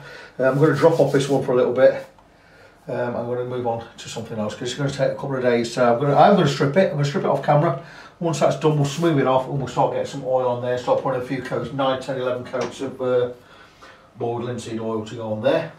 Then we can come back and start working on the refret. Good morning, fret friends, and we are bright and early this morning. We are just coming up to 4 AM. I've been in the workshop since 2:30. I couldn't sleep. I woke up a couple of times tonight, so I thought I'd get up and I'll get something positive done, as I always do. I'm not particularly tired. I had quite a restful day yesterday, so cracking on with this Ibanez Roadstar 2 Series refret. And I've got half a frets in, a little bit more half a frets. I'm putting them in with this. This is a cheap fret press type of affair. Do I recommend it? Absolutely not. It was about £70 worth of coals and everything, but it's made of it's an alloy rather than a steel affair, and this thing doesn't put the frets in exactly straight. It is slightly bend them in. It does work, but I wouldn't recommend it. I can't remember what brand it is. I'm going to be buying a high-end one pretty soon, but I'm just going to show you I'm going to get his frets in. What is it? Got the fret wire pre-bent. It's, as mentioned, Sinton's Elite Series, 25% nickel silver, the hardest nickel silver fret wire on the planet. And I've got these in. I'm working from this end now because I need to be able to cut these ends off. So I've got a new tool, a new cutting tool here, which I'm going to show in a minute from Japan. I'm going to show you how I do it. So what I do is I get the fret, and I place it in ever so gently, and I cut it just a little bit over where it needs to be, but that's fine. And then all we do is make sure the edges are nice and straight, which they are. These cutters are a side cutter, and they cut flush, and they're brilliant. And it's I can't remember who makes it. Just says cutting piano wire, Japan. It's a great piece of kit. Anyway, so what we're doing is we're lining the fret up. I've normally tapping them with a hammer, but being as it's 4 AM, just going to slightly start them with my thumbs. I've got the correct caul on here, 9.5 inch caul, and we're just going to press them in. And I'd like to hammer them in, but I'm going to hammer them in later, so it's just a matter of up somewhere close to the end, getting it lined up. Like I say, not the best piece of kit, but it does the job. And just give it a squeeze. And that's got that fret nicely pressed in. But you'll see, if I show you there, it's not straight. I haven't got too much tension on there, possibly, but it should still pushing straight. It's because this is some leeway in there. But this part as well is not super strong. But the frets are in nice. Let me show you. Going lovely, so it will do the job. We'll buy these cheap things to give them a try. I think we'll get away with something and we don't. I just thought I'd give it a go for £7. I've got nothing to lose. The fact that it's not brilliant, but it's okay. It's a little bit, you know, it's usable. And then back in with these, and these will cut right up to the edge. Just give me a tiny little bit to trim off the end there. Not too much work to do later on. I can't get the M1 in using that press, so I'm going to hammer that one in later. I don't know what the noise at 4 o'clock in the morning because my neighbours wouldn't be too pleased about that. But there you go.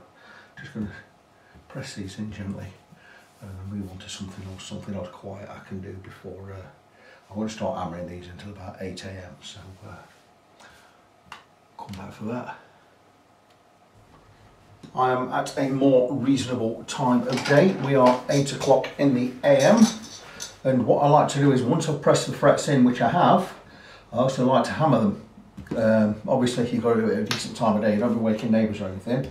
And what I do is I have a neck cradle with cork lined for the neck, and I'm padded underneath both ends on a padded bench. So we're going to get a little bit of kickback, but we're not going to get anything bouncing about and doing anything that it shouldn't be doing. We're nice and firm in there, and all I need to do, something's fell over underneath, no problem, is just gently tap. Just start at one end,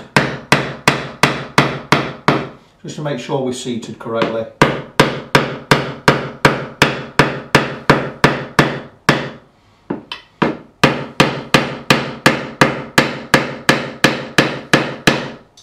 Make sure we hit it at a flat angle so we don't put any dents in the fingerboard.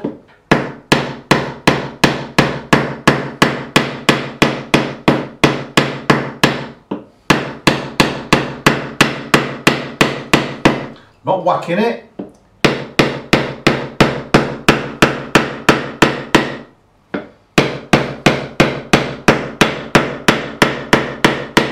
Just making sure we're seated nicely across the whole length. I'm going to carry on do the rest off camera in a second. Just going to check the frets as I go along. So you don't have to go mental. You only need to tap them in.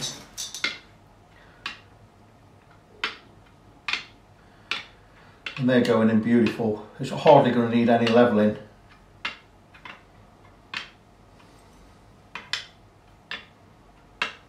So nice. So we're really getting there.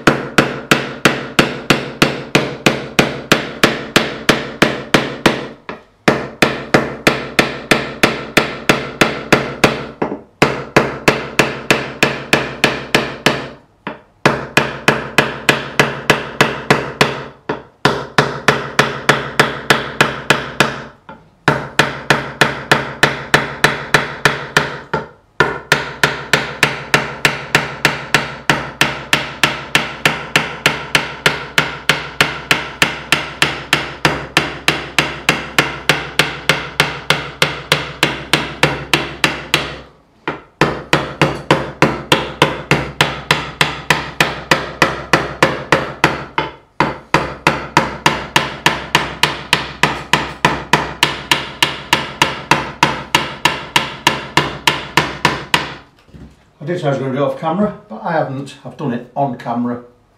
So let's just check for level. It's not imperative that they be proper level, but they are pretty good. Happy with that. one sticking out a little bit this side, just a little bit. Just give it a couple of taps. If it's not perfectly level, it doesn't matter, we're going to level it. As long as it's seated correctly, that's all that matters. Now what I've done is, I was meant to remove a lacquer off this neck before I fretted it, and I forgot all about it. So I actually fretted this last night without removing my lacquer. So what I'm going to do is, that was a little bit high on that side.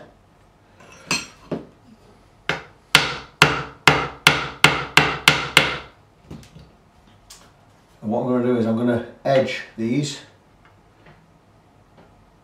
get all the edges done, then I'm going to strip the lacquer off before I do the beveling and the leveling.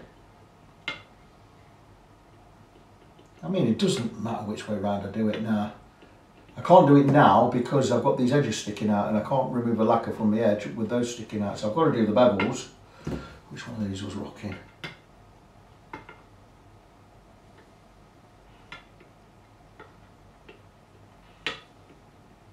That one.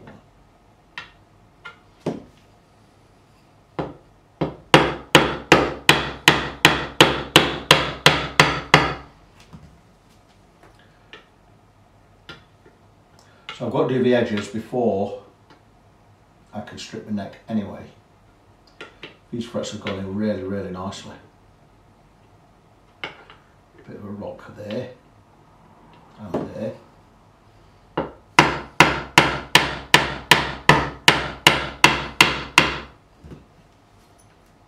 We've got it beautifully, these frets. So they don't have to be level, just they have to be seated correctly.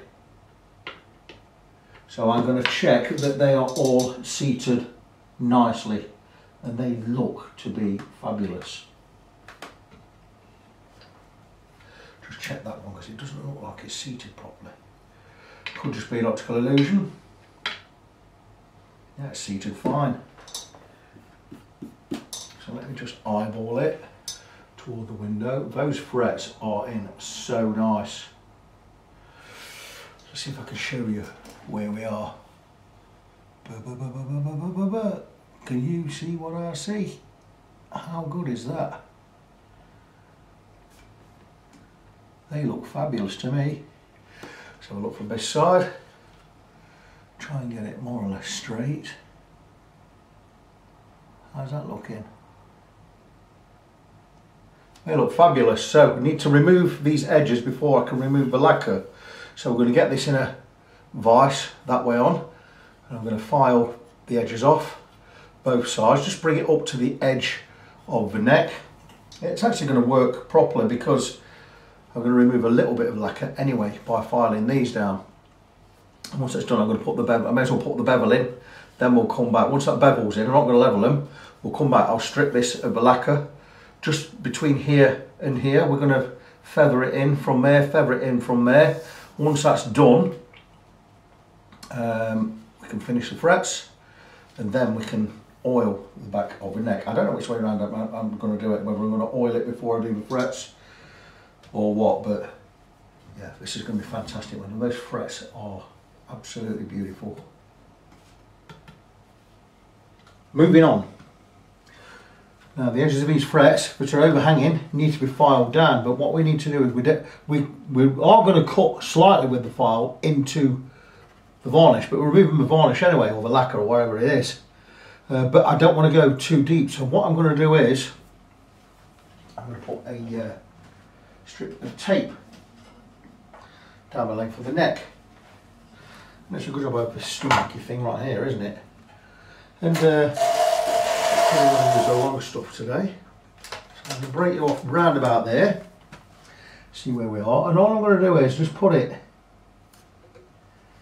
down the edge, like so.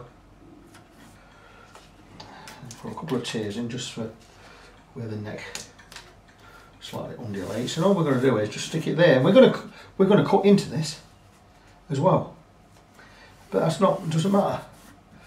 Once I start rolling the tape up with the file, I know I'm close, and then I will start filing a little bit more lightly, be a little bit more careful. So the edges of the frets, we need to bring them right to the edge of the fingerboard, like so. And to do this, I'm going to need I'm going to use a coarse file because I need to get the stuff off. And I have various files I do this, I use. And I've got, this was an old fret leveling, a beveling file in a bevel holder. And there's 2 files in it, so I took one out. And it's quite a coarse file, but it's dead straight. And so just by hand,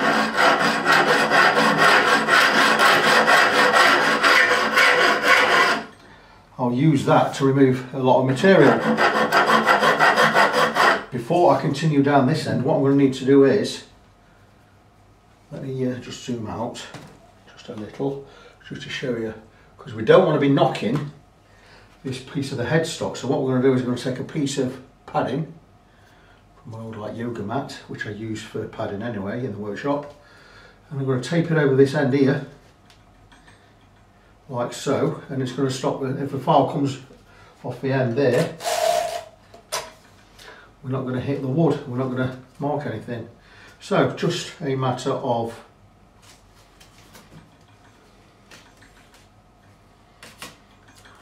going down there with yay, like so. Go another piece, and this is going to hold that piece of padding fast there. And now if I slip with the file and go too far, I'm going to hit that padding and not the wood.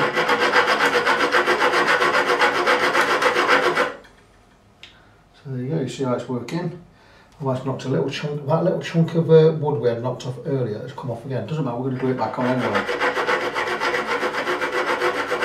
Remember that from the first day.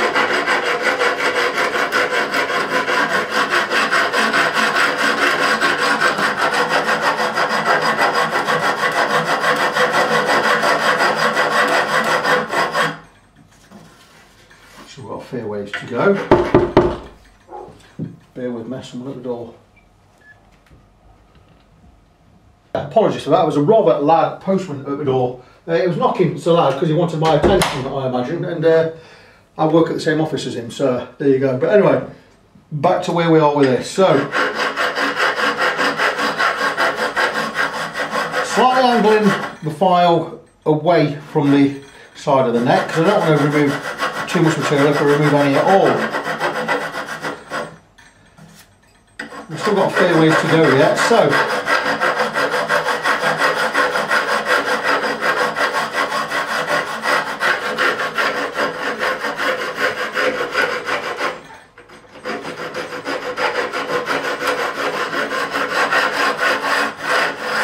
anyway, I'm going to carry on with this. Once I've used this file, chances are I'm going to go across with this file, my number 4 cut super smooth file, which is beautiful. And that way I'll start to put the bevel in. And I'll finish off with my diamond file. Again, perfectly smooth flat. I'm just showing you how I'm going to proceed with it. I'm going to do the rest off camera and get this right close. I'll come back and show you the results in a little while. To show you before I turn the neck over, that's one side done. And these are very gently beveled. I don't go with a full 35 degrees because I think it's too much. I mean, there we've probably only got 10 degrees. And that gives us more width on the top of the fret. Now once I've rounded these edges off, you're not going to feel anything, but you're going to get a lot more width on the fret because I've not beveled them right over like that. I've beveled them more or less like that. So it's something I prefer to do. But that's it, I'm going to flip the neck over, I'm going to do the other side, and once that's done, I'm going to be leaving the frets alone, and we're going to remove the lacquer from the neck to the heel, as requested by the client. Same thing on the other side, I've just got the neck flipped over, so I'm working with the frets toward me this time. Be a little bit more careful. I'm probably better off turning it round and having them away from me, but now I've got it this way, I'm going to start it this way. So I'm going to start here, and it's just keeping it level to the neck. I've got plenty of stuff to remove on this side. There's a fret there, it's got about 3 mil overhang.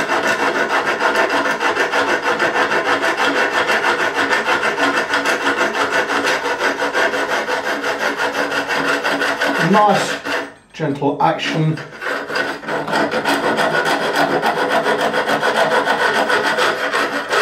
Once you've got the first bit removed, it could become a little bit easier because the frets are going to a little point at the edge because of the way I cut them, using the different kind of cuts, because I didn't want to crush in the edge of the tang of the fret. Otherwise I'd have cut them off this way, but that sometimes crushes the tang in and it bends it over. We don't want that.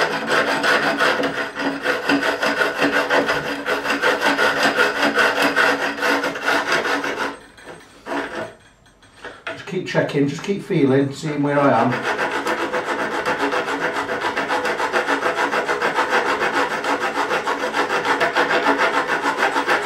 See, again, I've got the padding at this end, just in case I do run over the edge.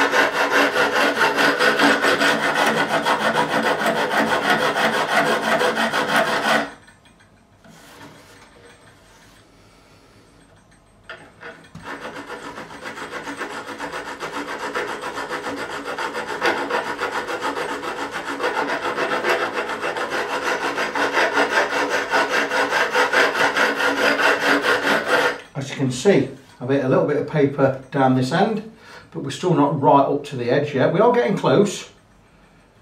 There's still a fair ways to go on this end. You'll notice at the end though, these two tend to come in a bit because the neck bit rolls around here, or the fingerboard, so a little bit more careful around this edge, or around this last fret.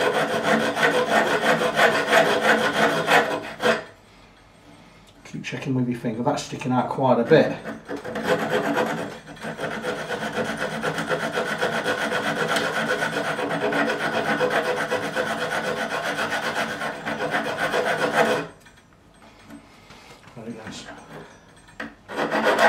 A little bit of care on this one, because this is right on the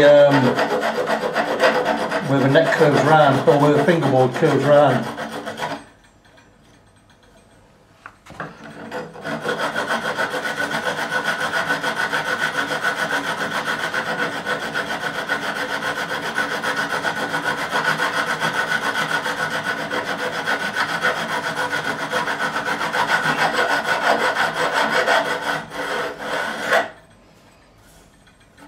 Getting close.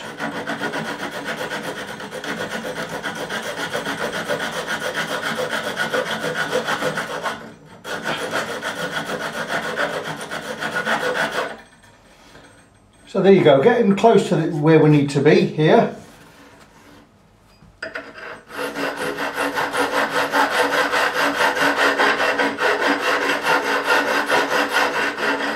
And when I pull it flat, I go really, really lightly. I'm just letting the file do the work, I'm not pressing down.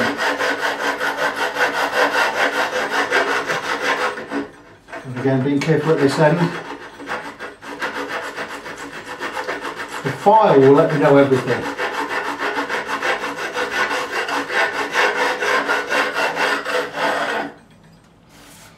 Getting really close, I can swap files in a minute. A little bit of material, a bit of tape removed from there and there.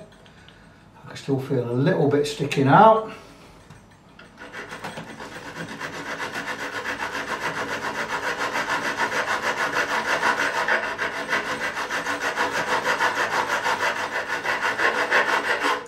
On jobs where you're not removing the lacquer, you have to be even more careful because you don't want to be cutting into it. You're going to cut into it a little bit, but you don't want to be going into it a lot.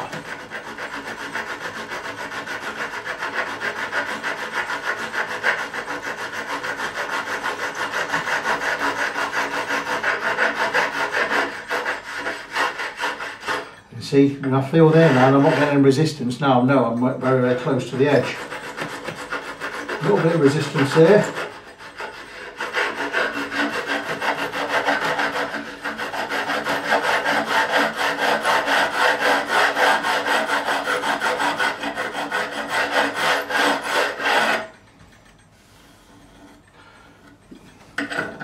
So you get the idea.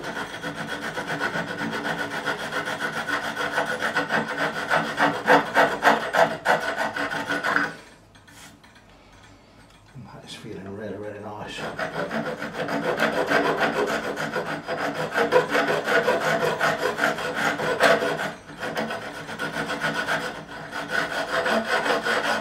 So now really, really lightly, letting the file tell me where we are.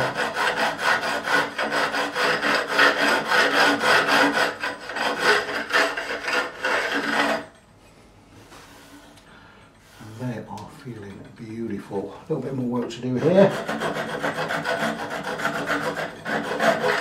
I'm going to turn the neck over because I do prefer to work that way because I can gauge the bevel better. I'll just flip this over like so. You've got a good view, you've got a great view there. And this way I can gauge the bevel even better. I've done that wrong way, I've already done this side, haven't I? What am I thinking? I want that and that. That's the way I want it. Right, where are we there? Yeah, you can see all of that. This way I can just gauge that bevel just that little bit better. Got a little bit into the heel there, you're not going to see any of that, that is not a problem. We're just going to brush the file, just clean it up.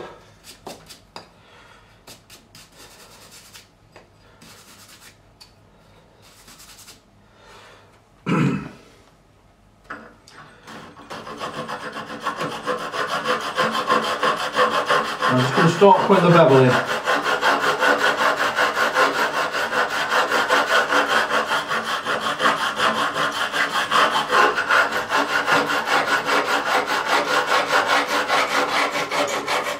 Being careful at this edge.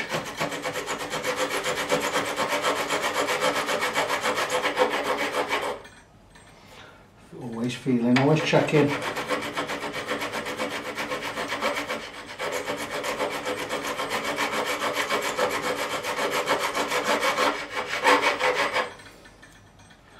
That's now smooth to the edge. Beautiful. I'm just going to get an inch. There was no bevel on there at all at the moment, so we're just going to slightly across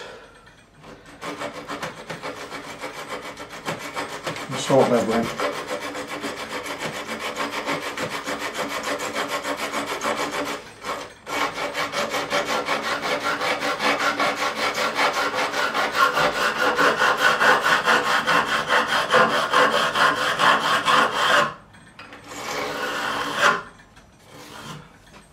Keep checking. Oh, they're nice. We're about a 10-degree bevel at this end. Beautiful.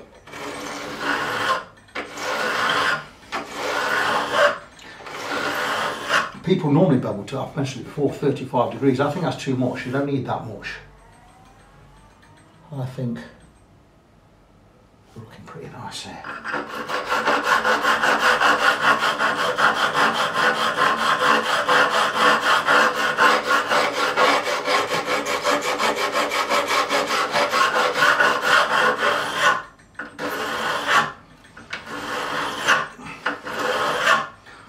I'm going to come across with my number 4 file, just give that a brush as well. Number 4 cut super smooth, super sharp. This file, don't know how many years now. Fabulous, fabulous piece of kit. Swiss made by 2 company names on there. There's Gladon, G-L-A-R-D-O-N, or Valorbe, V-A-L-L-O-R-B-E. What a beautiful piece of kit this is.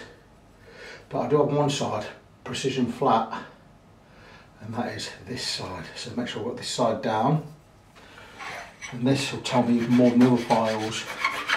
There's a little bit of resistance there, but not straight. and a little bit there as well.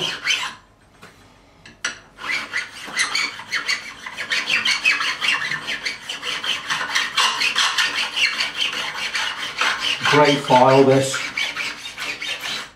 Turn it around this way.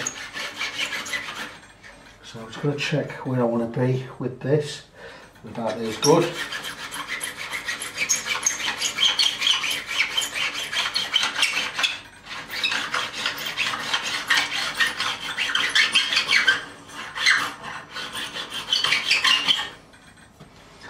And just check if I see light under there. I've not got enough light. I think we're pretty much done this side as well.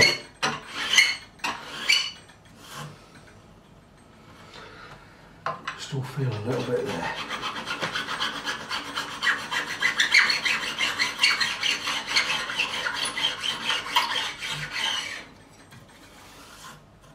And that feels nice. And just finish off with the diamond file. Straight first. Just make sure we're getting no resistance. And a little bit at this end still.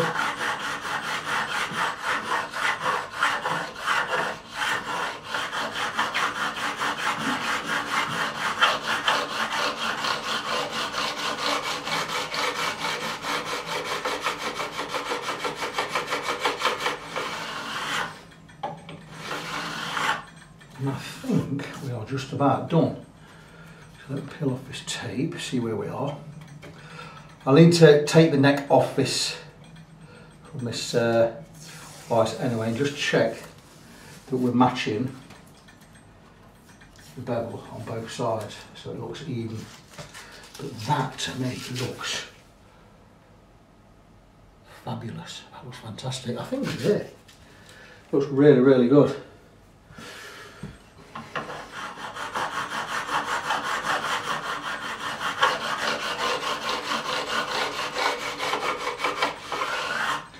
This file tells me the most because you can feel every little nuance, every little bump. Just give it a wipe.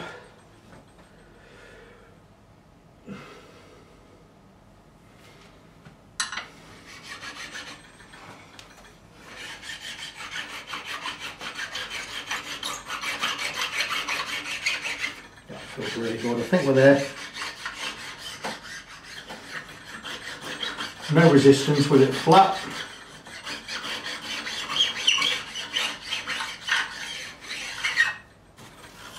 Nothing sticking out, a little bit still, is it there? A tiny, tiny bit.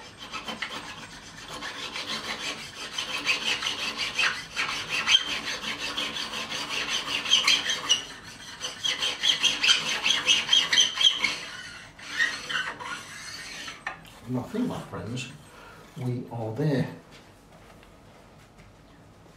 So drop a white spirit just to clean up.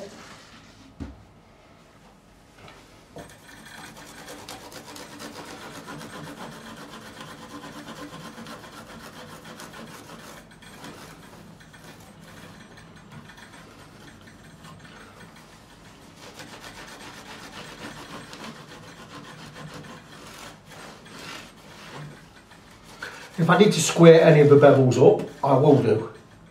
It's just a matter of having a look from the top down. Just give that a little wipe. I'm not sure the skunk stripe is in right. I don't know if it's popped out a bit more because I did sand that before. It is a little bit flat there, so I think it's just a state of the neck.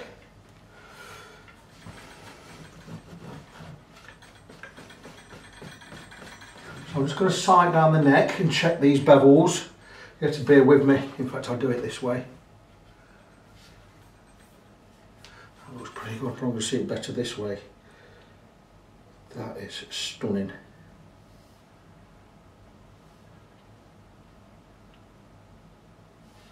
Yeah, I'm liking that. Yeah, that is beautiful. So if I can show you, beautifully beveled. The edges are really nice. Just bring it in there. And I'll try and get the other side and I'll try and get it a little bit more square. There you go. So I'm just going to show where we are. And that is it. That's the edges done. I do need to roll round these edges before we polish and level and polish anyway, but that's something for later on. What I need to do now is remove the lacquer from here, because that's where he asked me to remove it. So from the heel, this end, right up to the headstock there. So we moved on a little bit, as mentioned. Once the frets and the bevels were done, before doing the leather and anything else, we're going to remove the varnish from the neck, which I've done. And I started off with some 120 grit just to get the main material off. Once we got close to digging into the wood, I went with some 240 grit and finished off with some 400 grit. And just about finishing off, and it is beautiful. Now I did tell the owner we're going to blend it in here, coming up to the headstock area and coming to the heel area. Now a couple of bits I've got to do off camera, but what I want to just show is when we were smoothing off, it was just a matter of letting the guitar dictate the shape. We're not going to remove any shape or contour from the neck. We just wanted the sandpaper to follow where the neck wanted to go, not where my pressure made it go. So there you go again, and then it's just a matter of going over the top, just tidying it up and giving it a wipe. Now the thing is, if I go back to doing the frets now, we're still going to dirty up. We don't want to dirty it up. So what we're going to do is, I'm just going to finish this little bit off by hand with the 400 grit. And again, if I can get it on the camera there, I'm just going to try and get it in a place where it's secure enough to be honest, but here, just blending in this area. The same again on this side. Now hopefully you can see what I'm doing there, just blending it in. And that's it. We have the neck sanded back to wood, coming from this area, the headstock area, like so, all the way down to the heel of the neck, this side, coming to the heel. And once you start putting some oil on this, it's going to blend nice. Now what I'm going to do is, I don't want to get this all dirty or anything, I'm actually going to put 2 coats of oil on there before I go back to levelling the frets. I've got level frets yet, then recrown and polish them.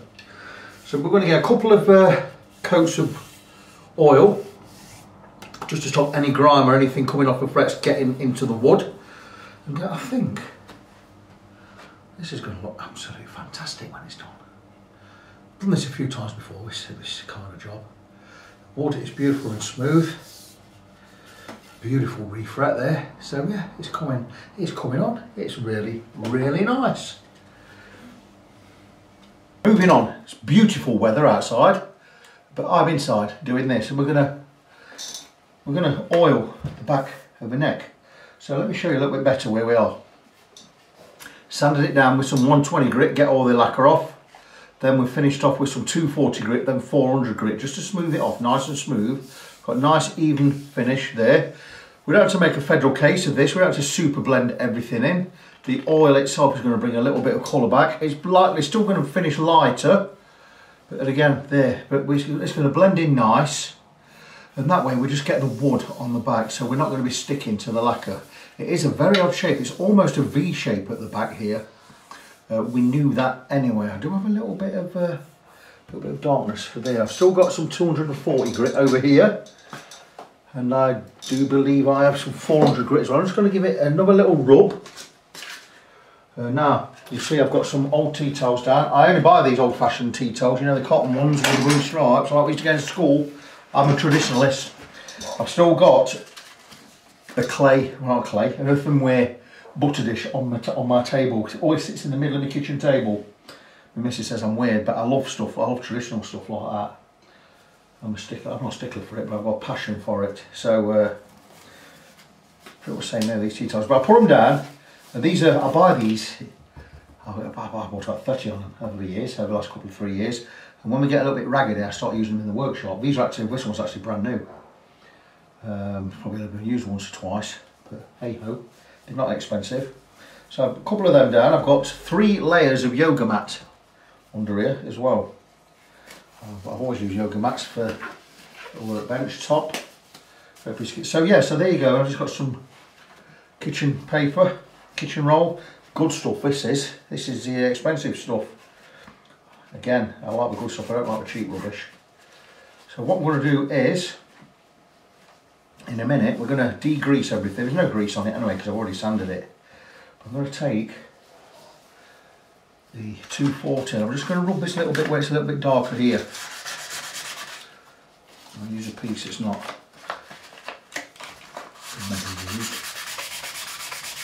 because we don't want anything going dark. We're just going to feather that in nice.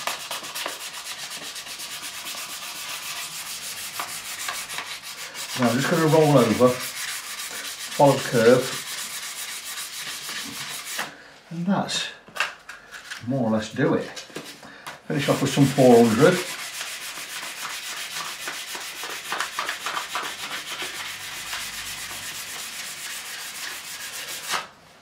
And that's it. I could take some naphtha and give it a wipe over. I'm not even going to do that. Well, let's see what it does do. It might give it a little bit of colour. Naphtha, now we don't have naphtha here in England, but we do have Zippo lighter fluid. It's the same stuff. And I buy in bulk. I've always got a few tins of this stuff in. And this is just going to degrease everything. Not really matters. Just going to give you an idea what the wood colour is going to be like. So I'm just going to do a little squirt over there, and I'm just going to rub this over. And there you go, you see. And that's going to degrease everything. It's going to give me an idea of the colour when the oil's on, and that's fine. It's going to be a little bit lighter, but again, that's fine. And what I'm going to do is I'm going to give it many coats. Now, I'm only going to give it 2 or 3 coats before I do the fretwork, because the frets have not been levelled yet. We have beveled them. They've been beveled, but they've not been levelled. I didn't want to do that, then sand the neck afterwards. I wanted to get the neck done first. So the neck is already sanded now. I'm going to oil it, just a couple of coats. I can come back and give more coats later. And the other thing about building coats up on here is it's also going to coat the edges of where the frets are. Not that there's anything sticking out, because there isn't. It's a beautiful refret, but there you go.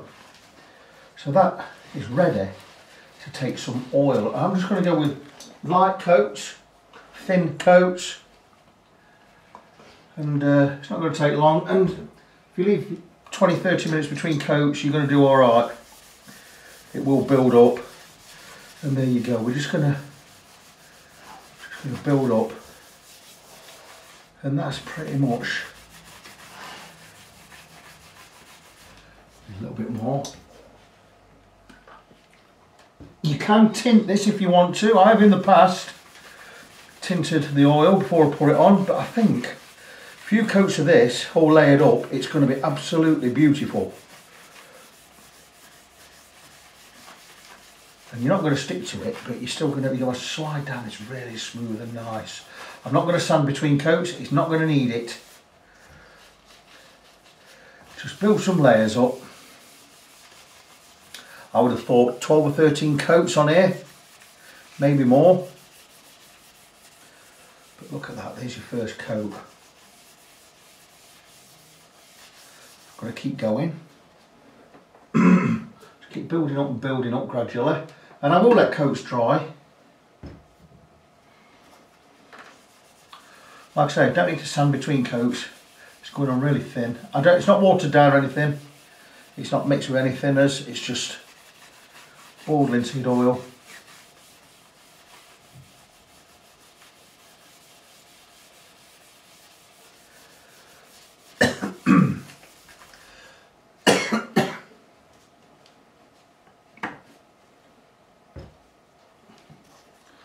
And there you go. So I'm going to do this between other jobs. I'm going to come back, let it dry for an hour or so, maybe longer, maybe a few hours at a time. I'm going to come back and just keep adding coats and adding coats. Like so. That is the first one done.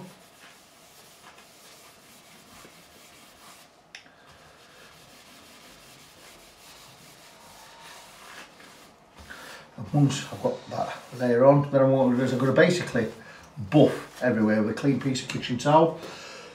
It is going to shred on the edge of the frets because I've not done the edges of the frets yet. I've not feathered them in, so they are a little bit sharp because we've not been, like I say, we've not been rolled over with a file yet. I do have that big chip to repair as well. That happened when I took the nut out. I did find it, I glued it back in, but it's come back off again, so I'm not going to glue it back in. I'm going to actually fill the hole.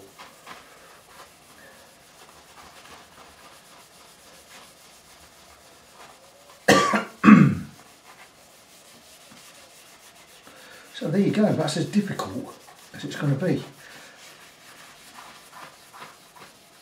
I may tint it a little bit later on.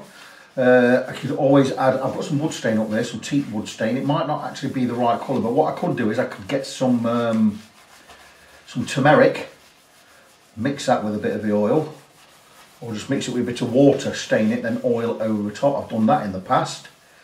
It's gonna darken anyway the more coats I put on, but what I'm using this for, just a clean piece, is just to blend in these edges here. Make sure I don't get a build up of oil. So that's first coat done, and it'll be more or less dry to the touch, but I'm going to let it dry naturally. It is more or less dry to the touch, but we're going to come back and give it more coats later on. But there you go, first coat on.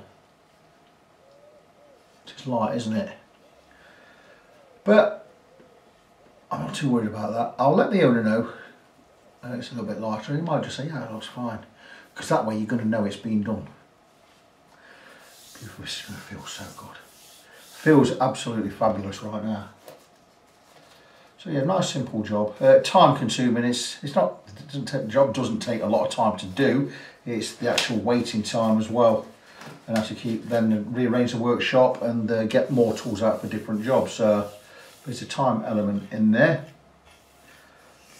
But yeah, there you go. I'm going to let the owner. Now bang the coat on and see if he wants me to put any stain on there. I'm quite happy to go without any stain whatsoever, and let's see where we are after a dozen or so coats, and then we can come back to it. I actually do like it. I do actually like the two different colours. That's really, really nice. Very good. What do you think, guys? Yep, very good. I do have somewhere a controller. There you go. Back later. Just a little update before I more or less wrap up for the evening. So we've now had around 4 coats of oil, and it is darkening up nicely. It's still not as dark as this piece here. We're not going to get a perfect match anyway, but it is darkening a little bit. It's feeling really, really nice. I would still like to go with about 10, 12 coats on there, but it's feeling really, really nice. And if I want to, I could sand it back and keep layering it, sand it back, keep layering it. Don't want to, I'm not going to sand it back. I'm just going to keep layering oil on there and see where we go. But tomorrow I'm going to be levelling the frets. Like I said, we've already done the bevels and the edges. We're going to be levelling them. And we're going to roll in these edges over so they'll be nice and smooth. I can still feel them down there, but they will be sharp because they've not been rolled over yet. But once that's done, we can look at replacing or repairing this little chips area here. It's the only chip that needs replacing. It's quite a big one. And once that's done, we can get a new nut on there. Once the new nut is in place, then I'm going to give more coats of oil because I can get the oil right at the top of the fingerboard, which will bring it all to a nice shine on the edge there. And anything, it's not, I mean the frets are not sticking out, but it'll just give it a nice bit of coating. It'll just look really, really professional and nice. The frets, wonderful. That fret wire will last longer than the guitar, I guarantee it. Absolutely brilliant. It's matching in nicely here. This has gone darker over the years. You'll see it's gone darker there as well, and in these areas it does do that. But yeah, it's starting to look really nice, and I don't think it looks totally untoward. We're not going to get it matched up to this colour exactly unless I stain it. I'm not going to stain it. I like to actually see. I like people to see, oh, something's happened there. I better sanded it down there. Sanded down and oiled is really good. I might even do it to my Telecaster. It just feels so nice. Your hand just glides over there now. Absolutely beautiful. Very weird shape now. Like I say, it's like a V shape at this end here. Very, very strange. But yeah, very nice. So there you go. I'm going to put some more oil on it, probably another couple of coats tonight. And tomorrow we will have a look at getting the frets levelled, crowned and polished. Okay, we are back with this wonderful neck. Now, just before I do blob on, let me remind you all that as techs, luthiers, whatever you want to call us, all have our own different ways and methods of doing things, and this is one of mine. And I have the neck now bolted to a piece of MDF, like so, and there are some business cards stacked beneath there. That enables me to get this side of the guitar, or this part of the neck, lifted up, and what I do then is I straighten it by means of altering the truss rod until I've got it dead straight. Then I support it underneath with another stack of business cards, and that has now got the neck dead straight, whether simulated or not. We've got the neck dead straight, and this is where we're going to level the frets. Now, if I did loosen the truss rod completely, we still have a little tiny bit of relief in there, which would make it difficult for us to get the neck straight. So we've got to get the neck straight to level the frets. So that's how I do it. So I've now got the neck dead straight, or as straight as I can possibly get it. I'm just going to have one more check before I level the frets. And that is what I'm going to call player straight. There is a little bit of undulation up and down along the neck. I'm just going to give a tiny twist back on the truss rod, because we do have a little bit of dip on this end, which I knew about anyway. We've even had that without there being any tension on the truss rod itself, just to get it as straight as we possibly can. End of the day, your playing surface, contrary to popular belief, is not the fingerboard, it is the top of the fret. So once I get a consistent, see, look, that's got a little bit too much relief in there now, so I'm going to give it another slight nip.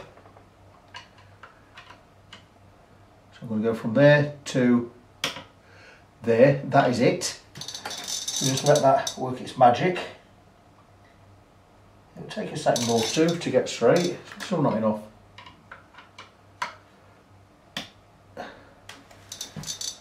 So a tiny bit of a gap back there and a tiny bit of relief there. So we are slightly up and down, but that to me is what I would call sufficiently straight enough to level the frets.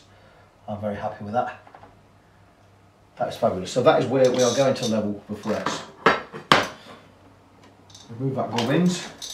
So fret leveling, easy peasy, lemon squeezy. I will go and find my leveling beam, which will be in my big cylindrical storage container down here.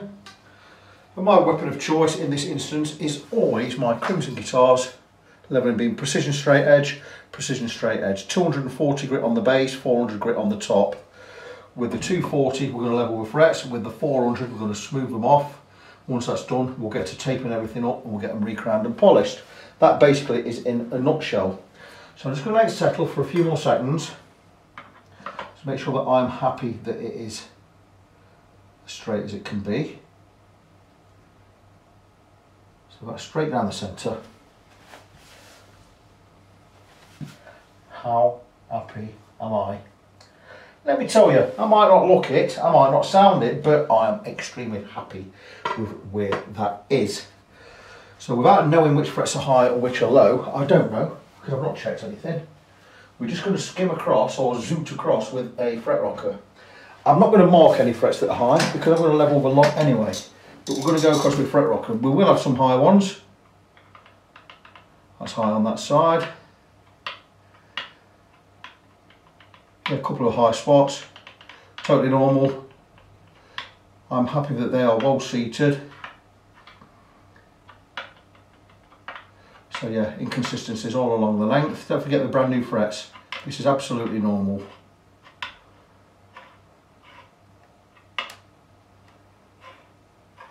I could go across with, if I had some really high ones, I would go across with a precision straight file, remove material, which I still might do in a minute. That was particularly high there, fret 17 I believe on the outer edge, and I could absolutely do that, and it'd be a good idea. So 17 and 20, oh, sorry, not 17 and 20, 15 and 18, a little bit high, but the rest of them pretty good. So let's check 15 again. Wasn't 15, was it 17? I don't know what it was. Ah, 16.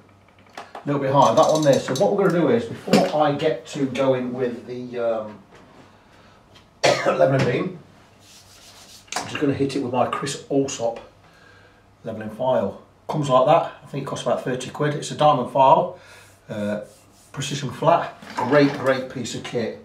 And we're just going to give it some. I'm actually going to go along the whole length of the neck.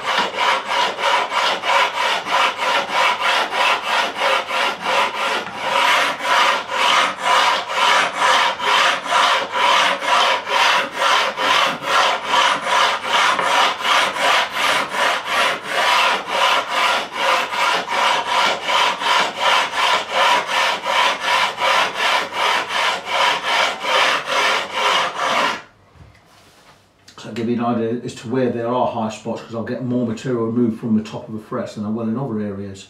Like this, hardly touch there. So getting a bit of an idea of what the fretboard looks like. Not that I have to go and particularly just concentrate on any of the high frets at the start. The leveling beam is going to get us exactly where we need to be.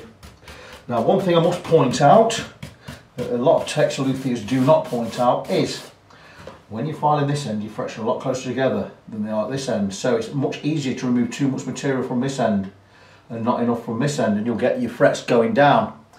So what I like to do is spend a little bit more time at this end, a little bit more pressure on this end than this, and we're just going to let the leveling beam do the work. And follow the radius, follow the full width of the full radius.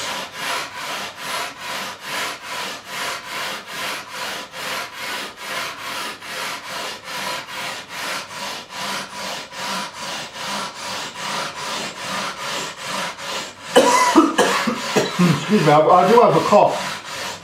I've had it for months. It's because of a new medication I've got, which says one of the side effects is a tickly cough, and I've had it for 3 months and it's really getting on my wick.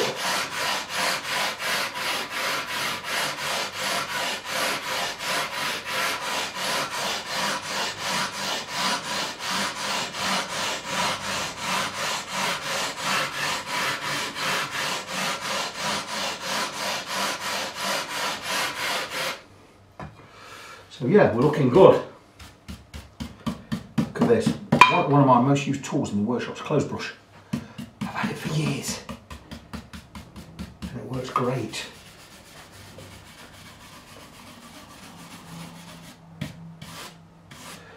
Some bits of frets not touched, like the edge of this one here. Make sure we're using the 240.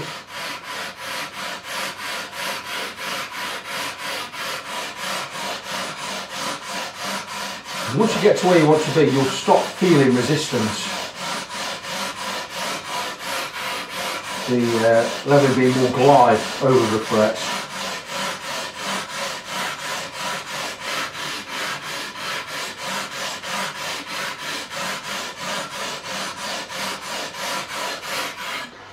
Now's the kind of time I'll come and have a look.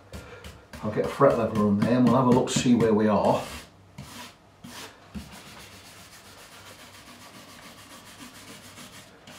I can see the width of the material removed. You can't. I've got the light shining on here so I can see how each fret has been affected.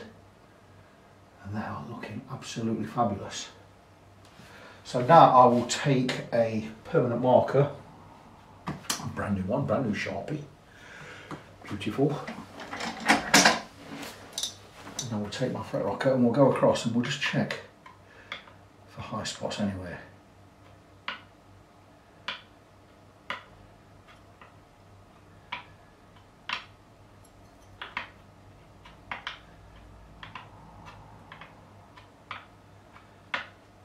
Very much liking this. It doesn't take a lot of work to level frets. It's the recrowning and the polishing that takes the time. Okay.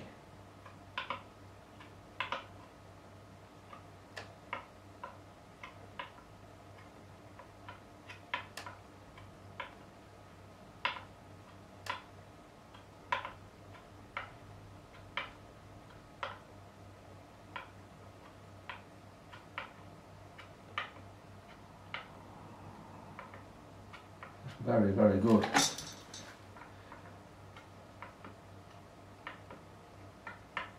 This is telling me that the frets are level. How good is that? Is that good news or what?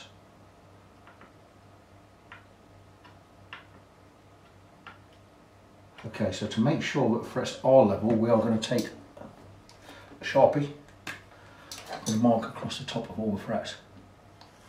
And again, sticking with 240 grit, I'm going to go across the top of the frets, and if all of this pen is removed, with not too many strokes, we have level frets. And if that is the case, we're going to mark them up again.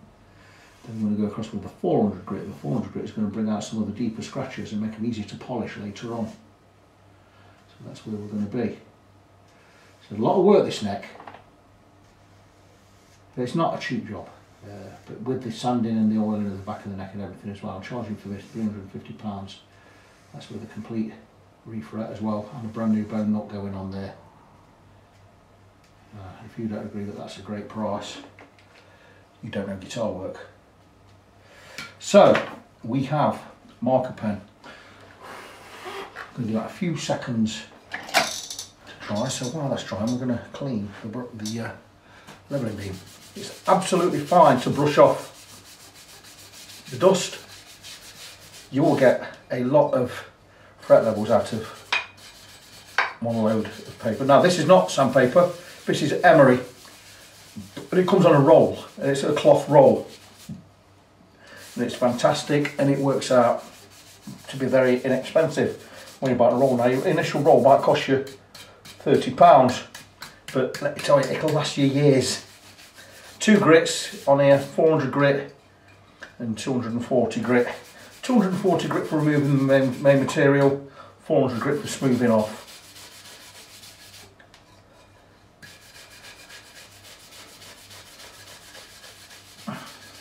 I'm not a big fan of Ben Crow bloke at Crimson Guitars, but I tell you what, his tools are really good. Don't ask why I'm not a fan, I'm just not. I don't like his style. The guy's talented, but he does make mistakes, and he does sometimes give not the best advice, in my opinion. Some of the ways he tells you to do things and level frets and what have you, I don't agree with, but that's me. But I've had a couple of his tools over the years, and this leveling beam is fabulous. Never had a problem with this. Great piece of kit. Credit where it's due. So 240 grit right way up, 400 grit wrong way.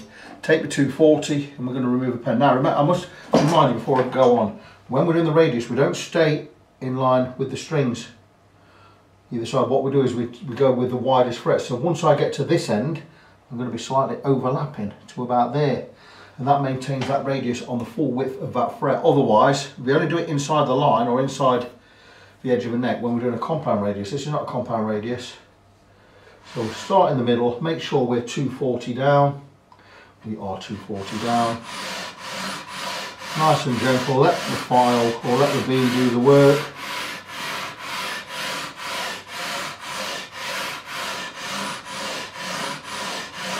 That pen is already off the side closest to me.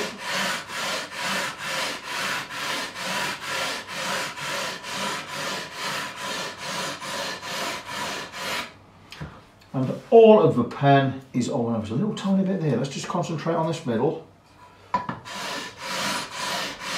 means we've got one high fret somewhere. Keep going until all of the pen is off.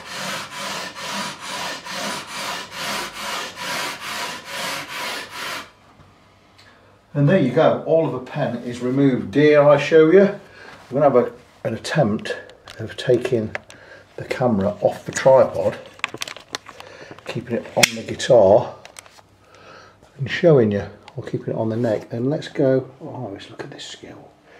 You think this was a drone. And there you go, and I'm going to slowly take you down the length of the neck, and there you go. There's no pen on the top of these frets. A little bit there, looks like shadow, but that's shadow, that's just reflection. There's no actual pen on the top there.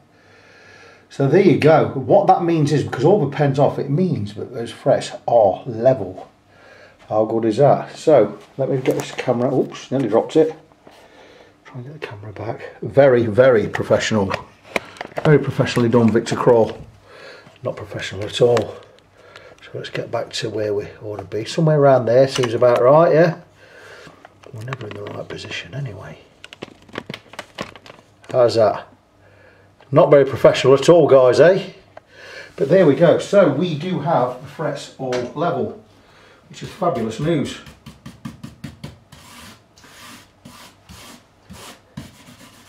That's really good. So before I finish off with 400, I'm going to check the frets again.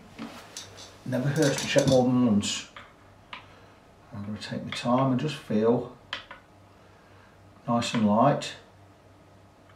Those frets are beautiful. See, this is a 1986 guitar. Not really any different to any other guitar that comes in, but it's a 1986. The guitar means a lot to its owner. And his wife did say to him, wouldn't it not be cheaper or better to get a new neck rather than pay all that money to have this one reconditioned and redone? No, it wouldn't, because I guarantee if you buy a new neck, one, it's not the same as this, so it's just not even worth doing. But even a new neck is going to need fret leveling and working on, so you're already into £350 there, and it's not going to be the right neck. Now this is the correct neck with the correct serial numbers and what have you, and stickers and what have you, and history, and it's the real thing. To have one of these copied, to copy one of these necks, you're going to be paying over £1,000, I imagine, if someone would copy you one. And then you're always going to know it's not right and it's not real. So, £350 is not a lot of money, not nowadays.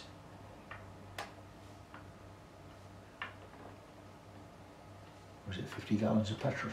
Not that. But there you go, whatever it is, those frets are level, we're ready, more or less, to recrown and polish. But what we're going to do again is we're going to take sharpening, we're going to go across with the 400 grit.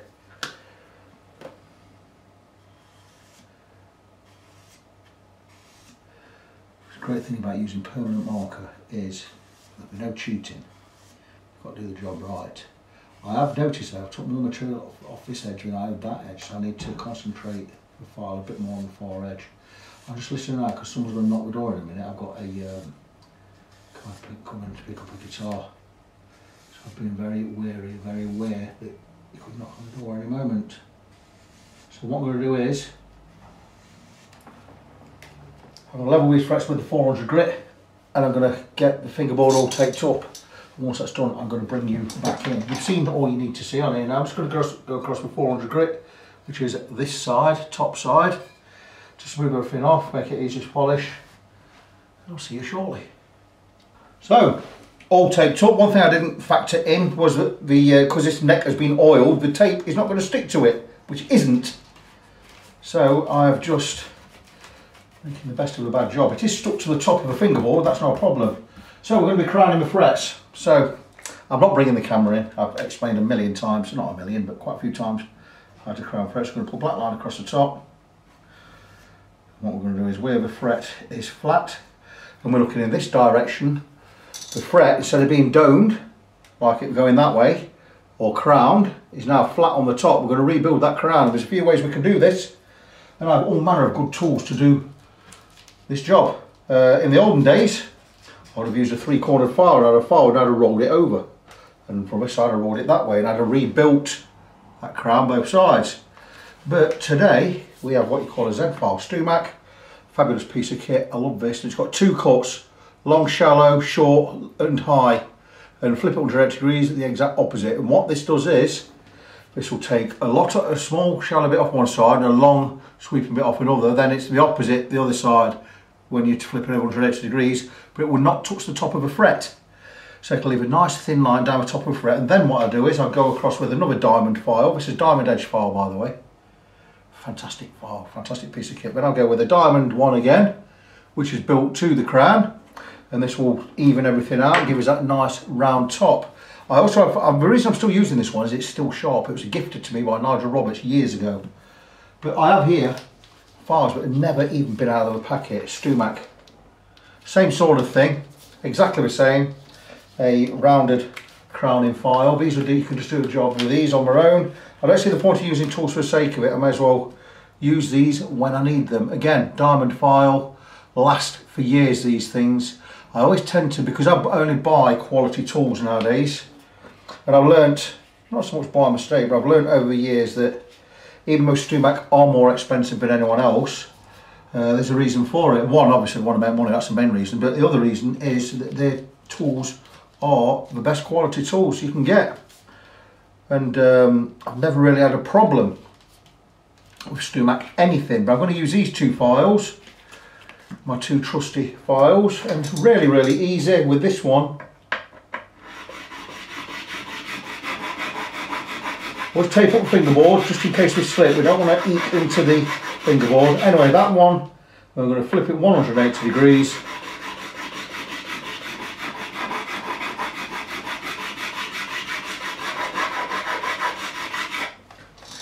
And I have got the loveliest thin line around the centre because it's not touched the top. Now the reason we don't want to touch the top is frets are level. If we remove material from the top, we're no longer going to be level.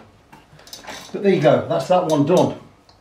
To finish off, we'll go across with this file and we'll just even off anything, like so. And then we'll always give the file a wipe when you've used it. And then we'll go and take another file and we're just going to roll over the edge. Now, I'm not doing this as in the order I'm showing you. I am going to be doing that with these two files, but then I'm going to come with this file, again, small file. I'm going to round off and roll over these beveled edges here. I'm showing you this now. This is something I'm going to be doing later once I've done all the re-crowning. And that's going to give us a nice round edge for when we come to the polishing and sanding later. So that's not something I'm going to do in one fell swoop, but that's it. I'm going to be crowning the frets. I'm just going to do another one on camera.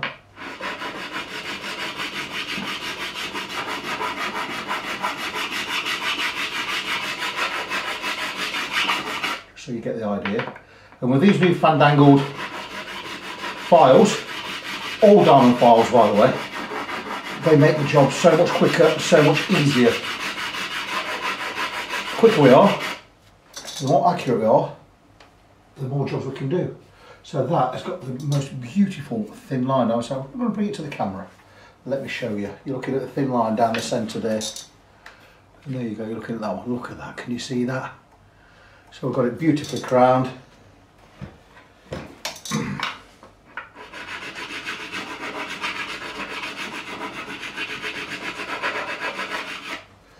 Absolutely beautiful. We'll take the fret rocker just to see if we alter the height on anything, we'll get a rock. And there you go. Still precision level and fantastic. If I really wanted to, I could come again with this file and just roll over these beveled edges here, just to take away any sharpness. I will be going over with sandpaper later on of these anyway. They're going to be super smooth, and there you go. So that's it. I'm going to crack on, get the rest of them done and get them all penned up for now. I've already got that one done. You can get the lot crowned. Once we're all crowned up, we'll move on to the polishing. Again, the polishing is where all the time's at. Polishing takes longer than even the crowning. So your levelling doesn't take long at all. Your crowning takes quite a while. Polishing takes a long time. So there's a lot of work goes into a refret. It's not just about taking frets out and putting new ones in and that's it. There's a lot goes into it. You've got to be careful taking them out. If you make any, if there's any chipping, you've got to replace the chipped areas or repair the chipped areas. Then you've got the new ones in, then you've got to get them level, when you've got to get crowned, get them polished. And blah, blah, blah, new nut on there, set up and everything. So yeah, a big job of refret. But yeah, there you go. I'm on to the crowning. I'm going to turn the camera off. I'm going to crack on going with crowning done. Once that's done, I'll bring you back in and I'll show you how we go on about polishing the frets. And when we polish, we don't just polish them to get them shiny. We polish them also to remove scratches. So again, a painstaking job, but well worth the effort. Welcome back, guys. Okay, so I've just gone across and rounded off. This is a great little piece of kit. StewMac from StewMac. It's a great file. It's a file for rounding off the beveled edges of your frets. And I've done them all, both sides. I did obviously always work away from myself. I've just finished off going this side. It's really, really easy. We have a cutting side and a cutting side. We have a safe edge at the bottom, safe edge at the top. With the curve down at the bottom, it's just a matter of rolling over the bevel, this side rolling over the bevel, and one slide over top, or two slides over top, just to round off these sharp edges on the bevels. And I've done the whole lot. And what I'm going to be doing next is I'm now ready for, now we've levelled and re-crowned or crowned these frets, we're now ready, now the beveled edges are done, we're now ready to start polishing them up and get them ready, getting the neck ready to go back on the guitar. So what I'm going to do is I'm going to remove this from the piece of MDF, I'm going to turn it round, I'm going to use the MDF as a surrogate body.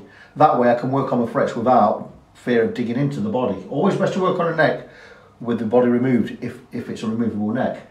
So I'm going to remove all this tape again because it is a little bit difficult to work because it doesn't stick to the oil because I've oiled the neck. So I'm going to remove it all and I'm going to fix more tape again, but in a better way somehow, even if it means sealing it at the back. But I'm going to remove the neck, like I say, from the body or from this piece of MDF. So let's get all this off.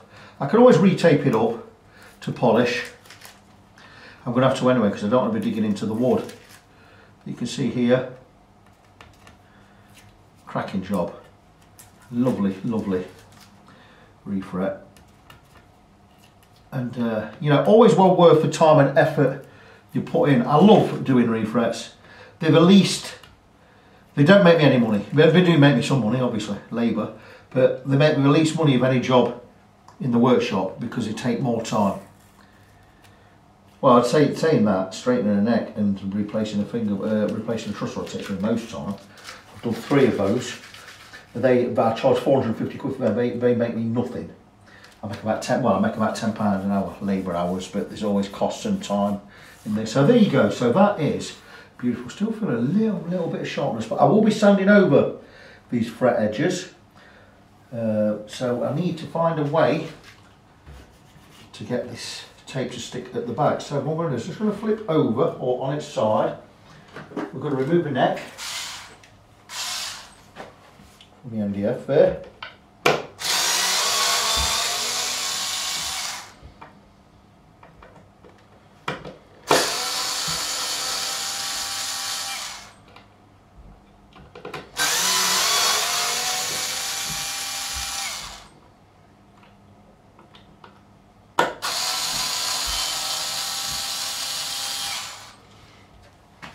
That's the job done, and I should now be able to finish it this way. But there you go, that's where we are. It's been refretted. A little bit of that dirt will come off anyway. We're still going to re-oil this neck. I might just stain it a little bit more. It is a little bit light, but it feels fabulous. It feels really, really good. That is still definitely a V shape down here. I can't do anything about that. It is the shape of the neck itself. It is smooth. Need to clean it up a bit, but that feels absolutely fine. So what I'm going to do this time is I'm going to refit the neck to the MDF, but sorry about this, you just got to deal with me while I sort these screws out, get everything lined up.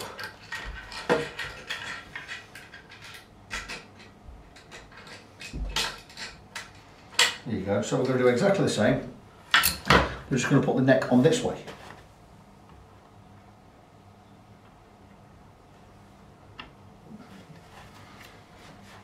What I don't want to do is pop that off completely, so I'm just going to get on there. It's where we want to be. Just going to knit these in with my fingers. And that's fabulous. So I'm just going to take these, get them in loosely. I'll tighten by hand.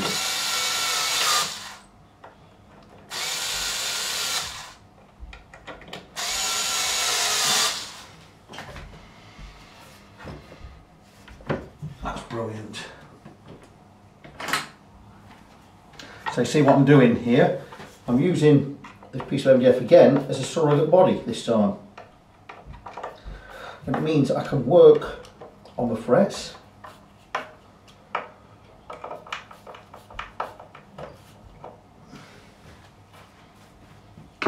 So, self-explanatory. All I'm going to do is bring this here, like so. I will move the camera again in a moment. But there you go. I'm free to work on the frets again. I'm going to take the fingerboard up again, seal it all at the back so the tape doesn't flap about, and then I can work back on the frets. I'll show you a little bit more when I've got it set up. Okay, we're at a slightly funny angle because I'm just going to roll over the edges of these frets using some 600 grit paper. It's just a matter of, I've got the neck clamped on the far end, and it's just to soften these edges of the bevels. 600 grit's fine.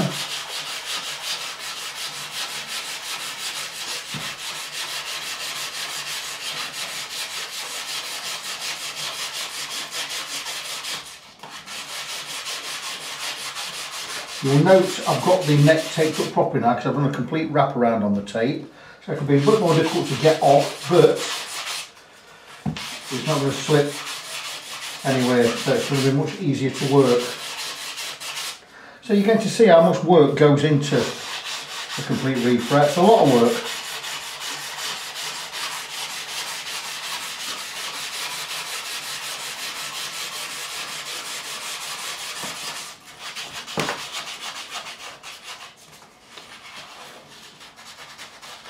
It's a bit different when you get up this end because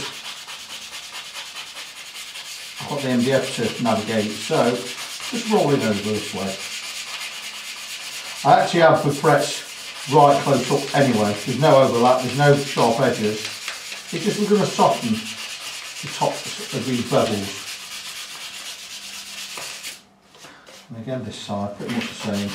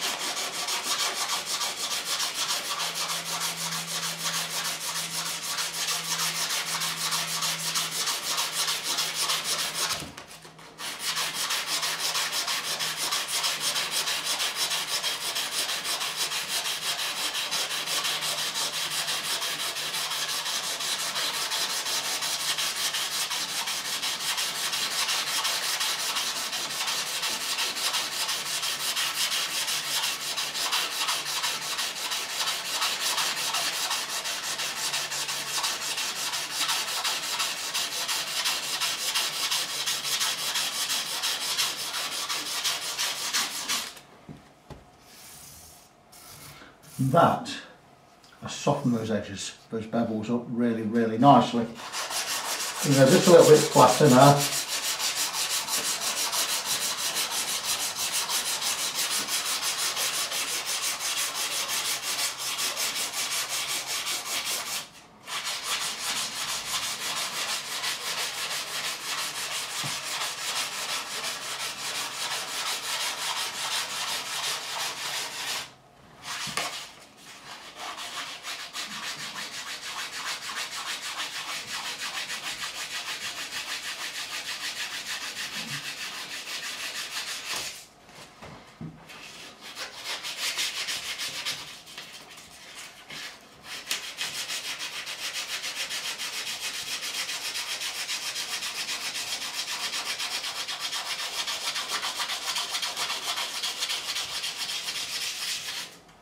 And that, and there you go, that's really softened up any sharpness we had. I don't just have any sharpness anyway because I have actually been over with a file, but that is beautiful. So we can unclamp.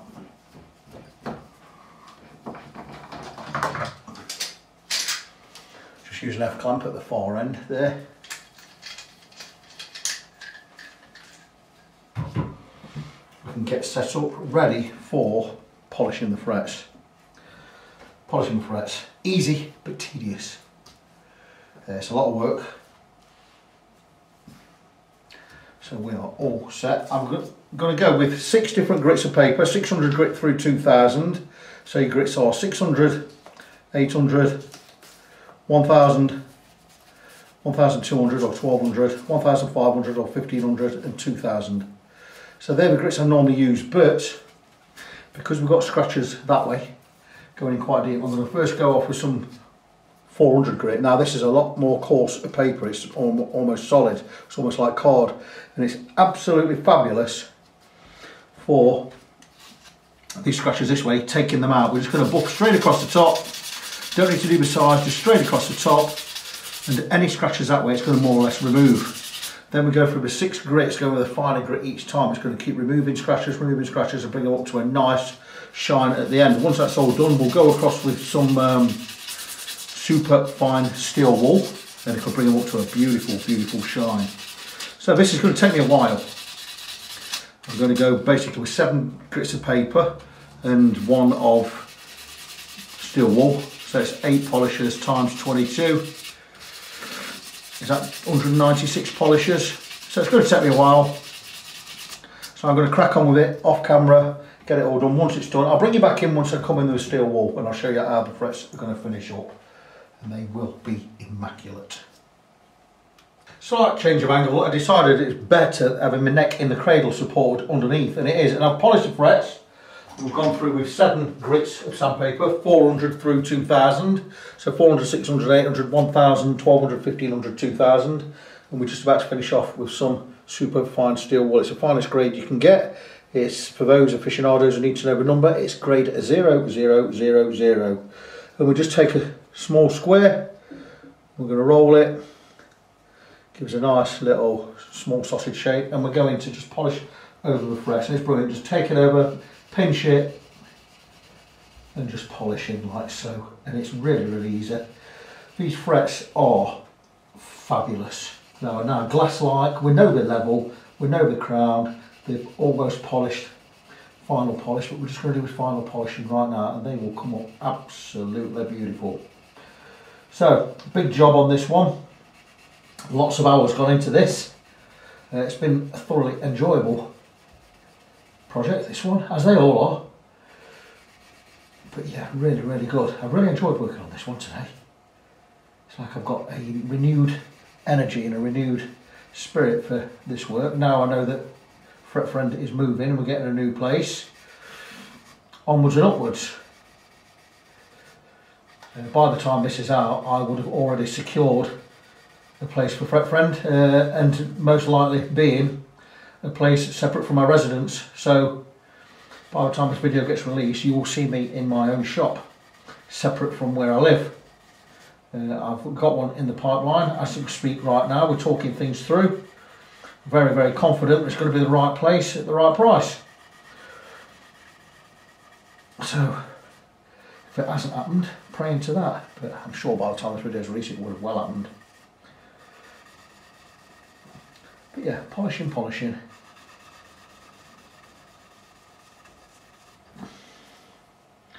They look fabulous. I've got to find a washer for one of these tuners, by the way. I did drop one on the floor, never found it again. I'm sure I've got some knocking about. But if not, I'll go and buy something. I think I've got some old Ibanez tuners knocking about, so I should have the right one anyway, but we'll see.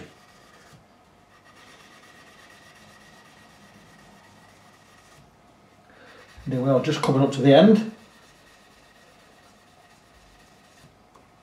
These look stunning.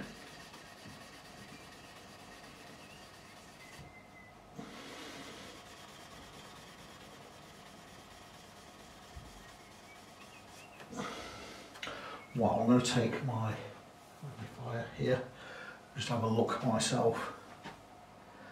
They are so beautiful, my goodness. They're as good as anything. But once you get to a certain level, you know what you're doing, you're always going to come up with the same results.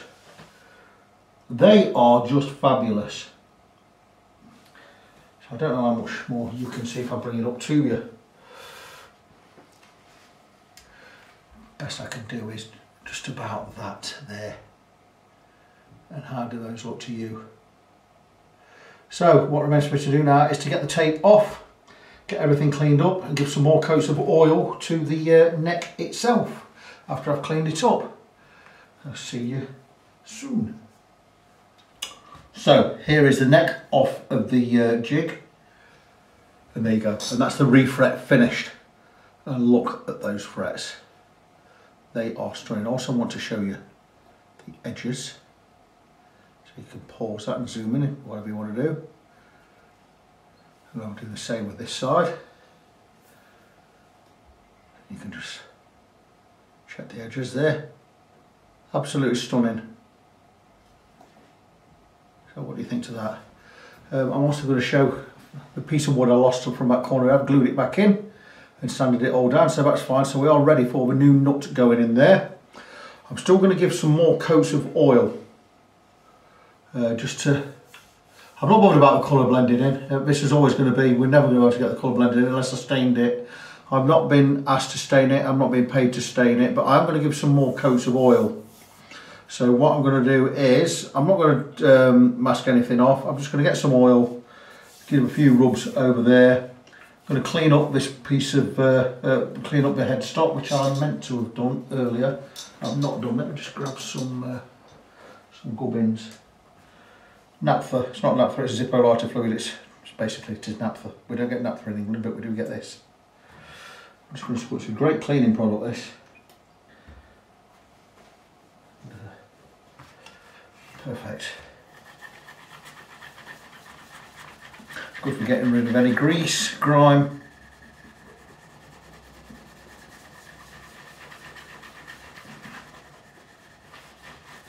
There you go, look at that, beautiful, nice and clean. I've already gone over back of the neck, but I'll give it another clean, just to make sure everything's all nice there, excuse me. We're just going to clean up the neck, make sure there's no grease on there. Same as before. Just going to get some boiled linseed oil, give a good 4 or 5, 6, 7, 8 coats, whatever I fancy. I'm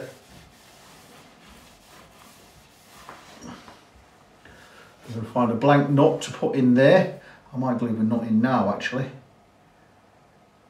It's not a piece of wood coming out, it's just super glued, but I don't think it will come out anyway, but I'd like to get a nut in there. That piece of wood probably needs a little bit of, I'm not going to leave it slightly overlapping the edge, but I'm going to actually leave that, because then you can now tell that it's been fixed, if I show you there, rather than me hiding it and making it look like it's not been touched. I like to see the repair, because it's a little bit of history. So there you go. So I'm going to crack on, get some more coats of oil on there, get a nut blank in there, and I'll come back when I piece the guitar back together with the nut blank. I'll show you how we cut the nut, and we'll get the guitar all set up and ready to go back to its owner. I was going to go with a bone nut, but I don't have any suitable bone blanks in at the moment. But what I do have is, I do have these Fender blanks, genuine Fender. This is a substance called Cyclovac, and it's what Fender use. And I have one, I've already started work on it. And it's pre-radius, but it doesn't match the radius of this neck. So what I'm going to do is, I'm going to re-radius it, and there you go. And it sits in the slot nice, but it's just a little bit raised. So what I'm going to do is I'm going to take some paper, sandpaper, 400 grit in this case. I'm going to slightly back roll it, and I'm going to match radius by placing that on the guitar behind the first fret, taking the nut, the blank, resting it on there. Yeah, I don't know if you can see from where you are, I hope you can see a little bit. And I'm just taking the nut and I'm just going to follow the contour. So if I get my hand out of the way there, you can see I'm working. I'm just going to work it backwards and forwards,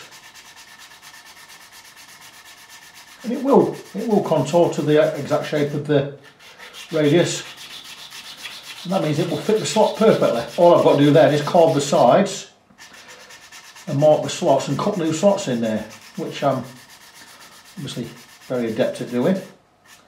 Not a problem for me. So let's see where we are right now, and I'm thinking we're going to pretty much be there. And there you go, we have matched the radius. So if I slot that in there, press it in place, like so, and there you go, we are in. And there's your new knot. And I'm hoping it's going to be high enough, should be high enough to clear the strings. It looks like it certainly is high enough. Let me just show you where we are.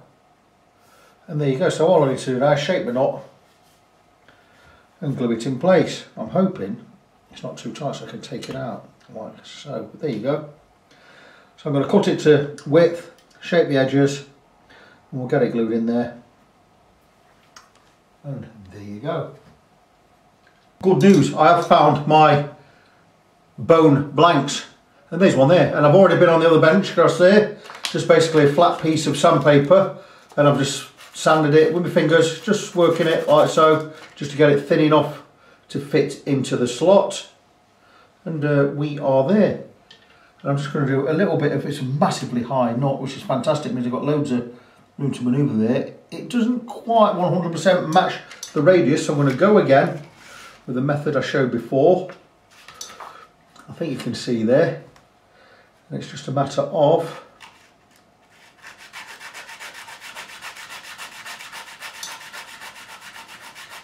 go that way for now and finish by following the radius this way. Pressing quite firmly, and we should match the radius for the slot.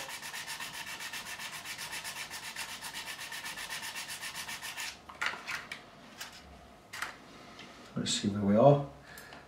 And that is just fabulous. Not quite matched it yet, keep going a little bit more.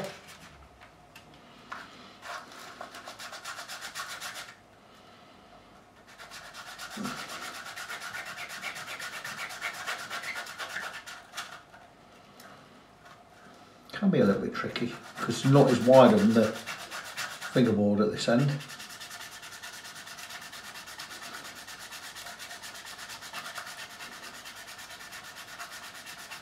It feels like it should be pretty close. And there you go. That is good enough. I do like that. So there you go, we have a knot that fits the slot, that matches the radius. And I can just carve the edges off, get it shaped, remove some material from the top, get it glued in, and we can start cutting the nut slots. Right friends, so cutting the nuts for this Ibanez. I've already been on my orbital thingy sander, bench sander, and ground the edges, like so. So the edges now are perfect, we're exactly where we need them to be. But we need to cut the top of a nut. So what I do is, this is just the way I do it, I'm not saying it's the right way. I like to cut it slightly higher than needed. I will be doing that in a minute. And how I get to there, I've done it really awkward with this in the way because I can't show you, but what I like to do is I like to angle a pencil over the first fret, a proper pencil, I don't cut it in half or nothing, and I just angle it until it's on the top of the fret, and I just follow the fret and go across the line like so, and that gives me a lovely nut shape, higher than it needs to be, but then I can finish off with a hand file. So we're not loose. Let me just show you the neck, by the way. With the nut loose, it's ready to carve to that shape. Now I could do it with a hand file, but I'm going to use a little bit of the, I'm going to try it on this file. It'll probably fly out my hand and rip my fingers up like it did last time I tried it, but we'll give it a go. But I just want to show you the neck as it is now. We've had about, I don't know, 15 to 20 coats of oil, maybe more, I don't know. Dry between coats. Rub down, then apply more, and I think that looks absolutely fabulous. I've also put a sealing coat of board linseed oil on the fingerboard, just to keep that a little bit moist and get the colour right and everything, and I think you'll agree that that looks fantastic. It looks fabulous, and we haven't got a complete colour match with the gloss, but we're pretty close. I've not put any tint in there at all, just let the oil do the work. It feels absolutely wonderful. So really, really loving that. So we're going to get on and get the nut sorted. So I'm going to be turning this on, and I'm going to see if I can just shape it slightly by hand. Probably not going to be able to. I'm probably going to get, I did whiz my fingers on it once and it about ripped my hand off. But I'm going to have a go. I think this will be too much, but let's have a look.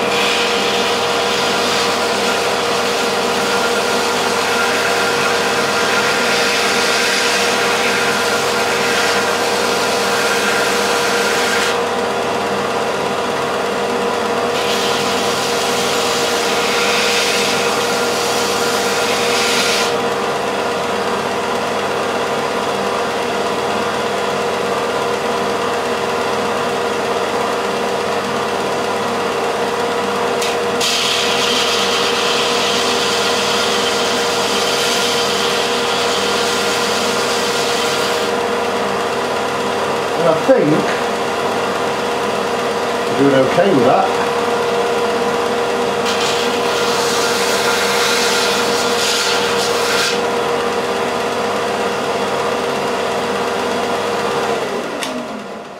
And there you go. And I've just gone slightly above the line, but that saved me a lot of hand carving.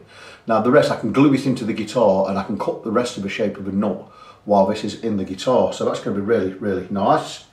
I could go a little more with that. There's no point taking the mickey with it and going mental and going too gung-ho with it. So what I'm going to do is I'm going to unplug the thing. And that is, I do have a place in the workshop for this. Now, regarding the workshop, I may have a permanent place that is a workshop away from my dwelling. It's away from the house where I live, which is fantastic news. You heard it here first. But let's put that there out of the way. So I can come back in with the guitar neck. And yeah, we'll have a little look, see where we are. I do want it to go in that way. So yeah, that's beautiful. And it's a lot higher than it needs to be. Show you there. But it gives me plenty to work with. I can now get this, when this is glued in, I can get it in a vise and I can tape everything over and I can hand carve this, which I prefer to do. Once it's hand carved, we'll get the slots in there. We'll get the slots slightly higher than we need to be. Not be a problem, because we can always cut them to depth properly when we've got the strings on. So yeah, very, very good. We are really getting to where we need to be with this now, and very, very pleasing, very satisfying. Just give that a little wipe. But yeah, the neck, it looks really good. I love doing these restoration projects. There's a lot of time goes into these. I couldn't give you an amount of hours, but we're certainly, I'm not earning 10, I'm not even earning minimum wage doing these type of jobs. There'll be more than 35 hours going to this, and I'm charging 350 quid. That's with the refret and the sanding down of the neck and oiling it all back up and everything. Plus then you've got to get the setup and all the electrics done and everything. So yeah, but for the new tax year, which we've just entered, I will be, because I'm moving fret friend now at the moment and I'm closed at the moment, I'm going to be reassessing my prices, which I have to do, because everything's gone up. Gas, electric's gone up, fuel's gone up, food's gone up, everything's gone up, and we're looking, the government telling us inflation's at 7%, absolute crap. They're not taking into account that your basics, your flour, your bread, your potatoes, your tinned tomatoes and beans, your basics that the poorer families live on, these have all gone up, some of them in some cases 400%. Flour, pasta, rice, all this is tripled in price in the last couple of years. Absolutely astronomical. So don't for one second believe that this government, when they're telling you, you know, the cost of living has increased 7%, you know, it hasn't, and wages have dropped down. We're not all paying extra income tax. We are getting poorer. Now, well, I'd love to live in a classless system, but we don't. I'm working class. My wife's more middle class, but my wife's Canadian. There's no lower, there's not really a class system in Canada. But we do all right, me and my Michelle, you know. Even though I've been off work, we do okay. But end of the day, we're all being squeezed. The Tories are coming after the middle class next. So you lot have been not caring about the lower class and the working class. They're coming after you now. They can't squeeze the working class anymore. But anyway, that's a totally different subject for another time. I shouldn't be talking about that right now. Back to the guitar. Yeah, looking absolutely fabulous. Going to get that glued in, going to get it shaped, and we're going to crack on. Okay. Now ignore this tape as much as you can. I know I've used yellow and blue, but I had no choice because it's all I have. But I'm going to be shaping the nut on this guitar. And I've got the pencil line on the far side. We're still a lot higher than I need to be, but it's going to be a lot easier now I remove some of the material using the sanding machine. So I'm clamped in my guitar vise. This is basically a copy of the Stumac neck vise. Great piece of kit. I believe I bought this from Dictum in Germany. It was about 120 quid delivered. Great piece of kit. Let me just zoom out so you can see what it is. The Stumac one's red, this is green. It's sold, it comes as a pattern maker's vise. It's not, it's a guitar builder's vise. Great, great piece of kit. So as you see, it's more or less exactly the same as a Stumac affair. It's a lot cheaper. So there you go, so the nut. So I'm going to shape the top and hopefully not go too deep, too far. You can do this by eye. I'm doing it by eye because I kind of know where it needs to be. You'll see I've got some tape front and back of the nut itself in case I slip with the file. And I'm just going to shape the top. Now this file is a flat file. It's from a neck fret beveling file I used to have, but I didn't like using the beveling jig. I like to do it by hand, so I took this file out. So it's perfectly straight. It's quite coarse. It removes a lot of material, so you don't want to be going too gung-ho. What I'm going to do is I'm just going to shape the top of the nut until I've got to the pencil line. And I know that's still way too high. And I'm slightly angling this nut toward the headstock, only slightly. It's going to be more or less straight. I don't really like to angle a Stratocaster type nut. I've still got a fair bit of material to remove. Like I say, don't go too gung-ho. If you take too much material off, we're replacing it. Okay, we're getting there on the edges. Need to remove a bit more from the top.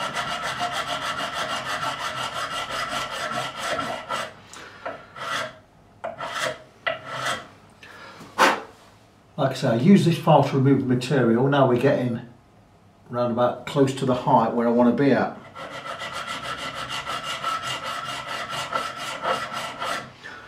I'll be changing file in a minute. I'll be going to something much smoother, which removes much less material. So I think we're pretty close to where we want to be there. So I'm now going to go to my Swiss made file by Valorbe. It's number 4 cut file.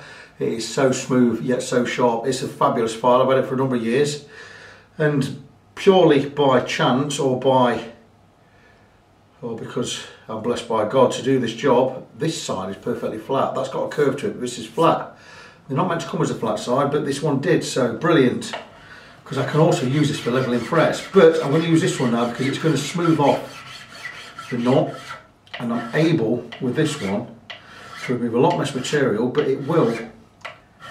It's that good a cut, I won't have to sand this knot. It'll be super smooth anyway when I've done. And another great thing about this is when I get to the edges, I can just roll over. So I just want to shape that knot. And this is why we put tape on the edge, you see, so we don't cut into the guitar.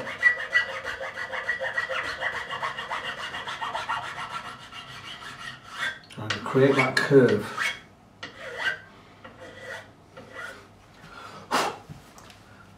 And there you go, and now you see that beautiful arc on the back, just a little bit sharp on that corner. And there you go, so now we've got that proper nut shape. Beautiful, that's so good. Now to do this one, I'm going to get in front of the camera. So I'll do that off camera in a minute. And then I'll bring you back in and I'm going to measure for the slots and we're going to cut the slots. And yeah, that is really, really nice. Slightly up on this side, so I'm just going to smooth over here. Slightly angling back. Yeah, and we're getting there. So you'll see that beautiful curve. Like I say, it won't need sanding and polishing this because this cuts that well. I'm just going to knock a little bit off there.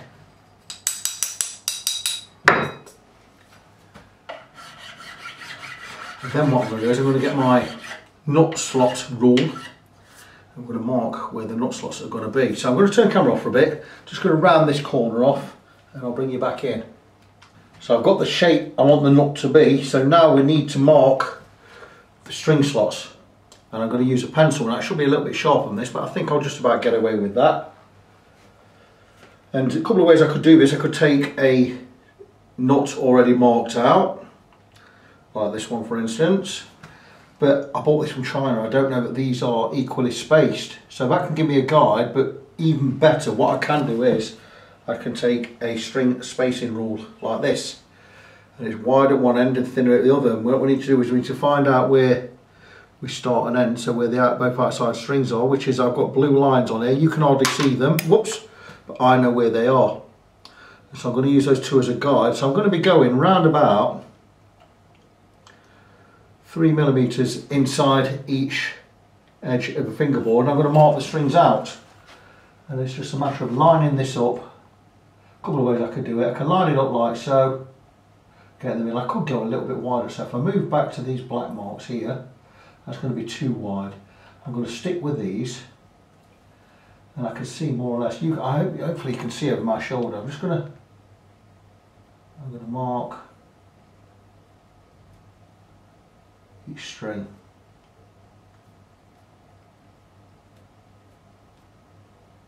Or string centre. And this rule, as you go more left, the strings go a little bit closer together because it's centre to centre to centre to centre to centre. But because of the thickness of the strings, it is going to make a difference. The one is I've marked the top of the knot here. I'm just going to line everything up, see that I'm happy where they all are. And I'm quite happy with all of that. Now I could take a marker pen and do it so it's permanent, but I'm quite happy with where those marks are. So I've got 6 pencil marks there. What I'm going to do next is something I've been doing for a while. These are my old nut slotting files. I don't use them anymore for slotting nut slots because the fat strings are okay, but the thinner strings it tends to cut a V rather than a circle. So I'm going to take the thinnest one, which is for a 10 gauge string, and I'm just going to mark each one of these slots with a groove. I'm going to cut into the knot, and that's where the groove's going to be. And so I've got markers. I'm doing it at the side so I don't stand in your way. Normally I'd do this from right behind. So there I've got the strings marked out.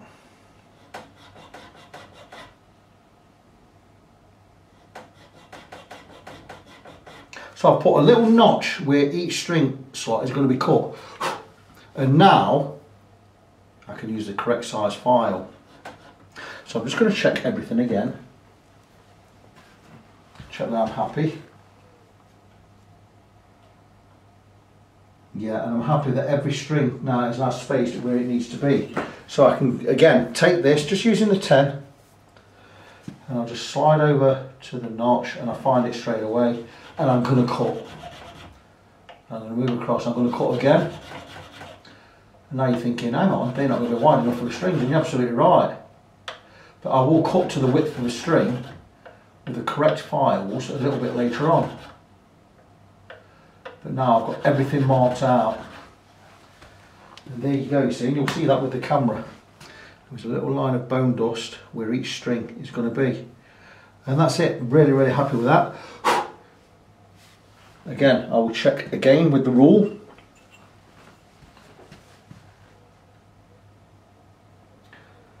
And every string is on every notch exactly where it needs to be. So now I can take the correct file and cut the nut slot. Now the files I do use are, let me zoom out just a little bit, give me more room. My Hosco nut slotting files, and I'm going to cut, probably going to be 942s going on here, but I'm going to cut for a 1046 set. Now a 1046 set you'll be going 10, 13, 17, 28, 36, 46. Now when it gets to the 10 and 13, those files are a little bit flimsy. So I have these file holders from Stumac, and because the files are so flimsy,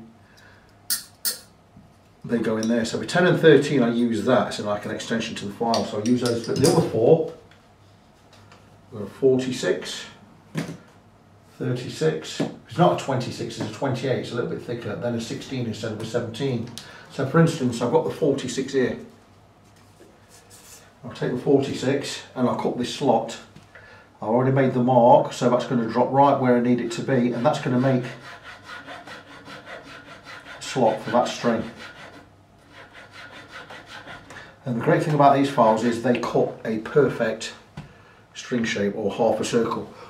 You should be able to see there now, look, I've got the perfect shape for that string on that side. Don't want to go too deep, because if we go too deep I'll be cutting a new knot and putting that on. So let's have a look there. That looks absolutely fine. It's probably higher than it needs to be. But you see I've cut a perfect slot there. Now it's a lot easier for me to cut these slots away from the vise, because I like to cut from that side. I like to cut from this side and work that way. So I'm going to remove the neck from the vise. I'm going to go and do this on the bench, and I'm going to cut the nut slots. Once that's done, I'm going to bring the camera back on. We're going to put the tuners on. We're going to fit the neck to the guitar, and we're going to move on to the final setup. Back on the main bench, and that's because I'm going to be fitting the tuners, but they need a little bit of cleaning up before we go back on the guitar. So I've got a little bit of white spirit on this rag, and I'm just cleaning them up. And I'm going to show you why they want cleaning up. Let me just show you that. You now see clearly on there the Ibanez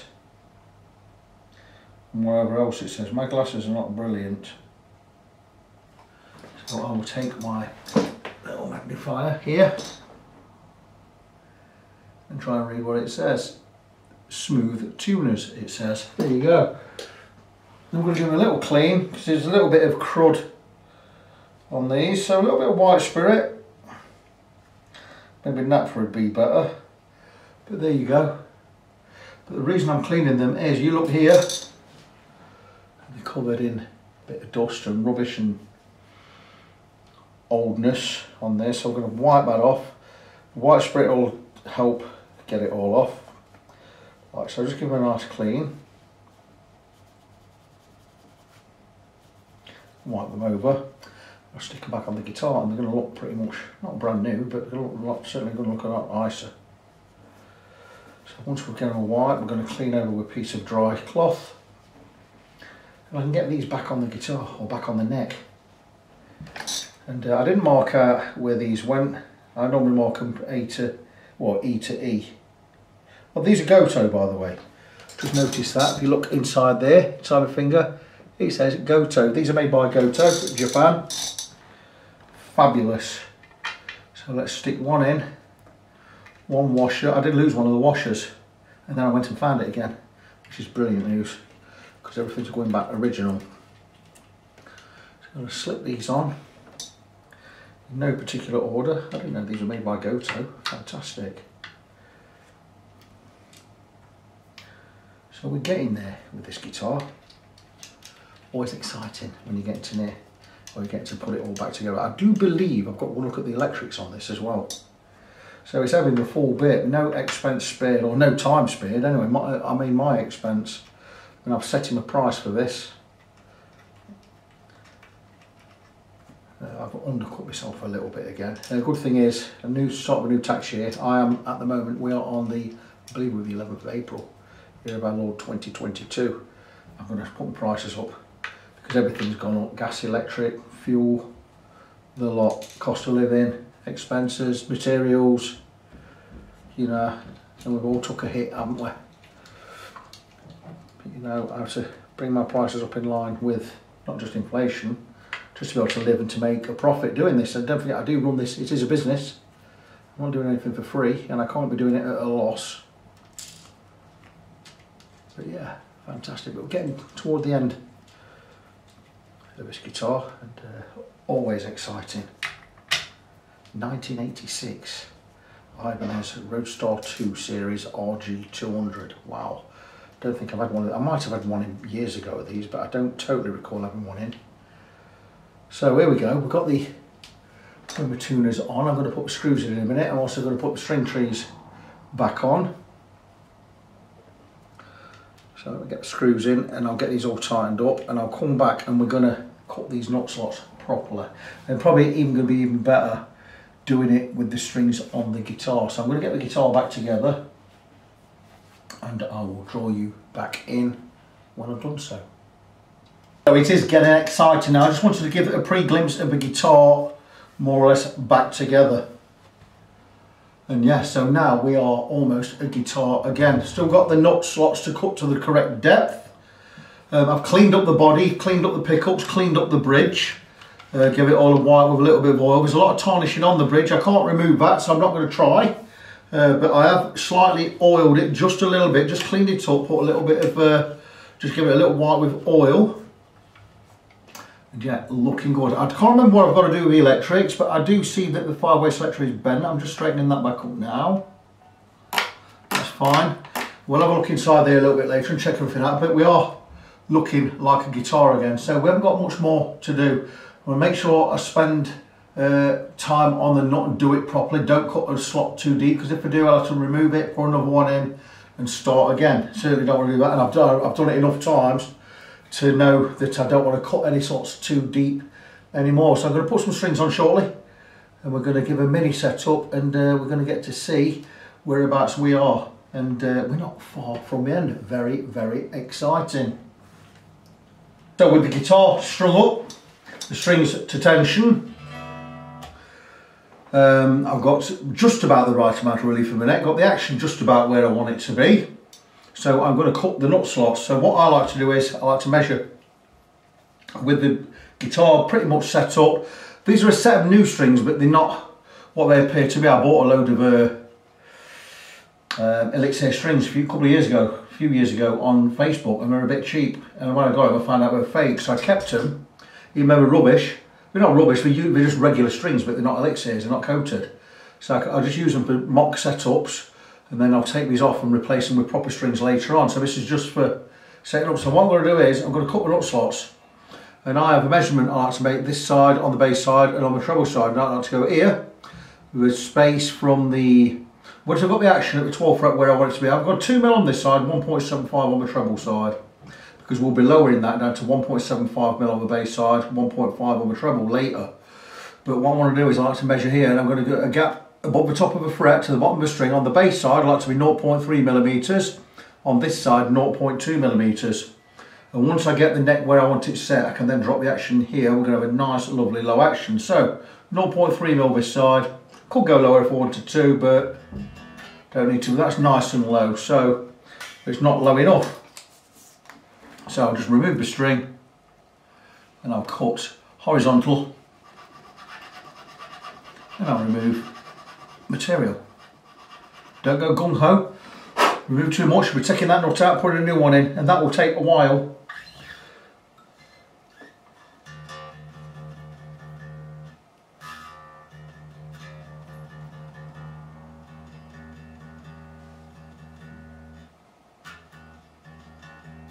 Still too high, so keep going. Always wipe the file. So these are my files, Hosco files, 0.046, which is corresponding to the string. It's going to have 1046s on it. These cut a proper semicircle. Brilliant files, made in Japan, sharp as anything. Like I say, take your time. You don't want to slip with that and cut into all the frets you've just put in, because you've just refretted it, so you don't be scratching them up. But there you go, that looks to be about right.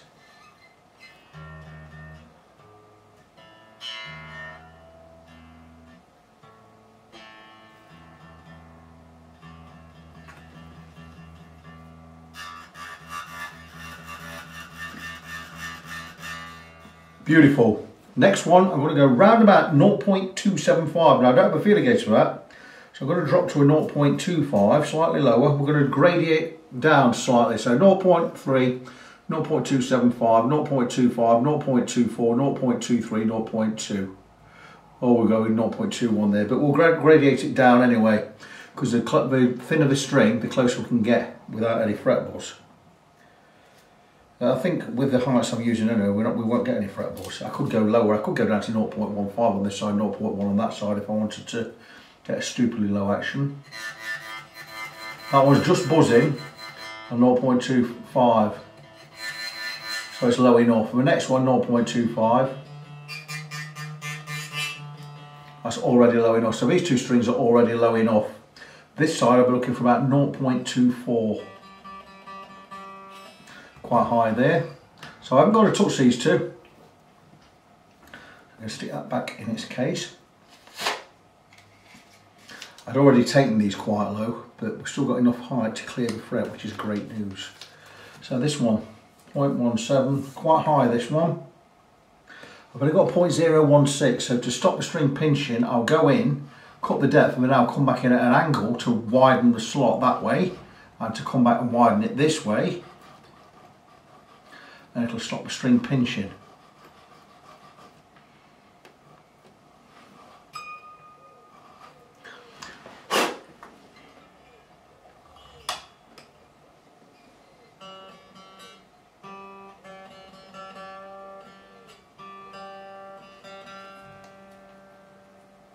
want to be about 0.24, 0.23 on this one. Still high. Again, same again. Come at an angle, in at an angle.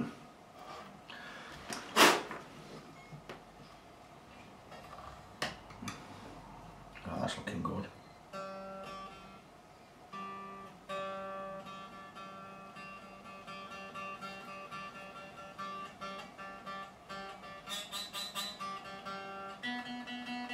And 13 is a little bit high, so I'm going to move on to the next one, 13, which is the second string.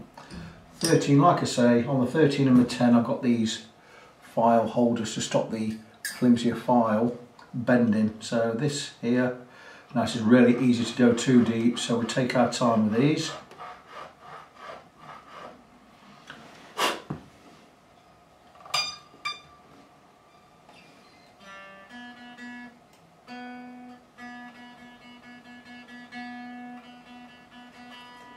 We'll drop down to a 0.2.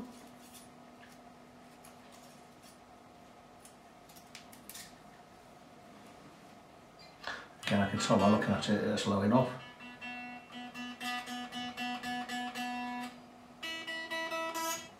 The last one, the 10.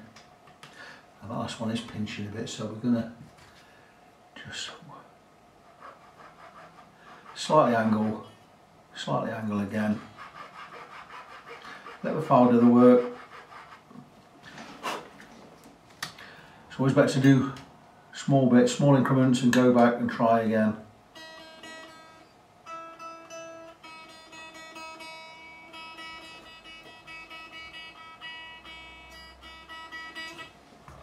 Still not quite low enough. It is pinching a little bit in there, so I'm going to just go in with a feeler gauge and just see if we can just coax that a little bit, wider.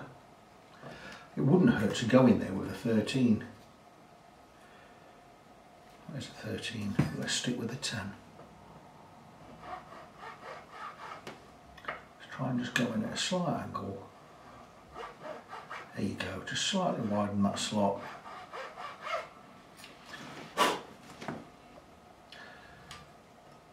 And that's sat in much better.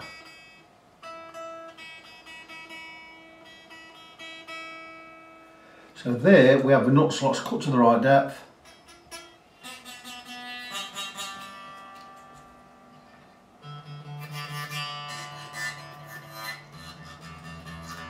So it's beautiful. So now, if I want to, which I'm going to do, I'm going to remove the strings and I'm going to recut, or I'm going to cut over the top of this nut because it is a little bit, I think we're still a little bit high. I like these strings half in, half out, not buried in there. So I'm going to reshape that nut, but that's looking pretty good.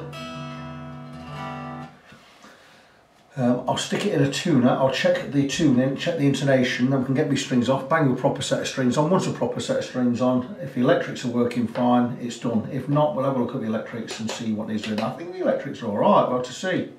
But I'm just going to check the action. We are on the bass side, just under 2 mil, and this side we are just about 1.5, which is where I'd want to be anyway.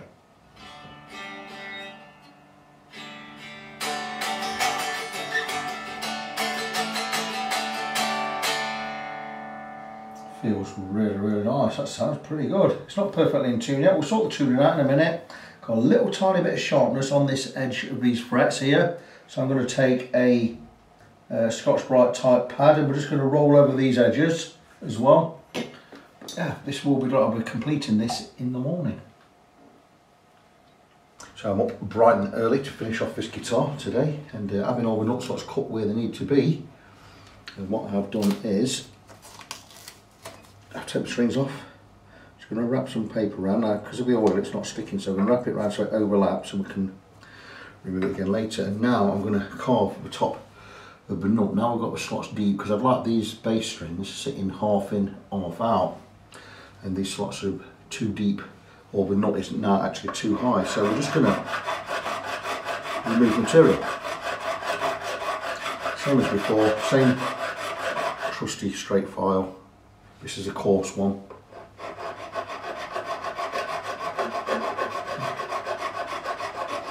I'm just keeping an eye on where I am.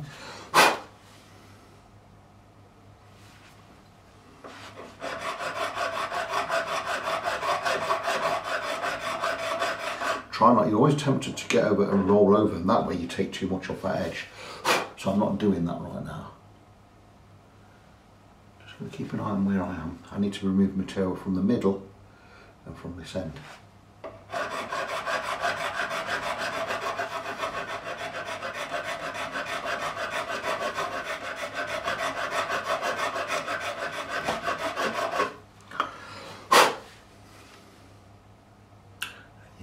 Close to where I really would like to be, so not too much more.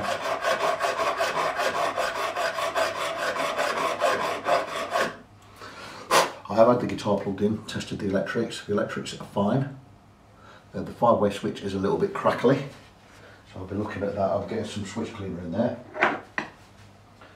but we are just about done. What I need to do now is, before I restring it, I'm going to take my neck off again. I'm just going to file the edges, go across the edges of these frets with some Scotch-Brite. They're not sharp, but you can just feel them a little bit, and it always does happen with a fresh refret. Once you start playing it, you're going to wear a little. There's nothing sticking out that you can feel. You can scratch down there. There's nothing sticking out at all. You just need to give them a little, just a roll over. So let me make sure I've got this file the right way.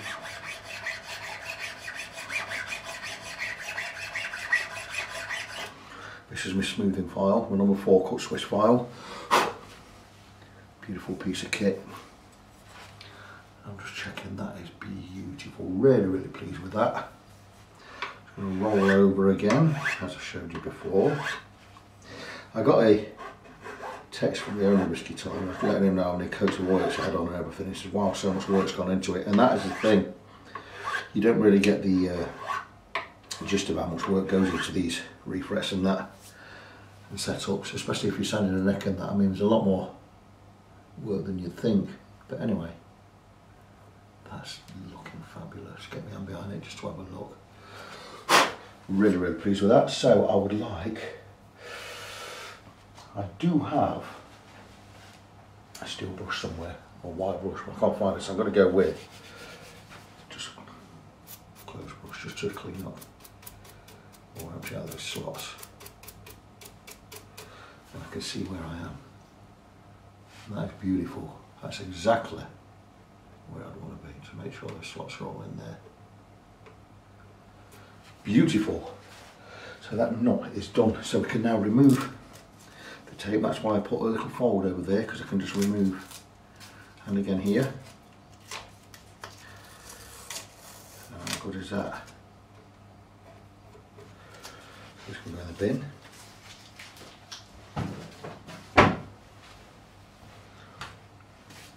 So these are still the old strings, not the setup strings.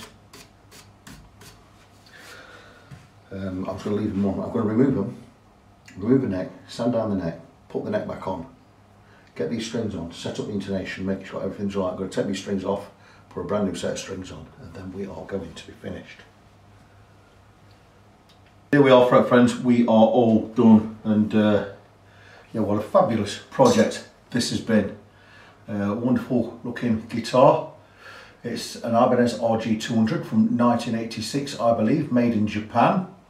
Goto Ibanez tuners on the back there.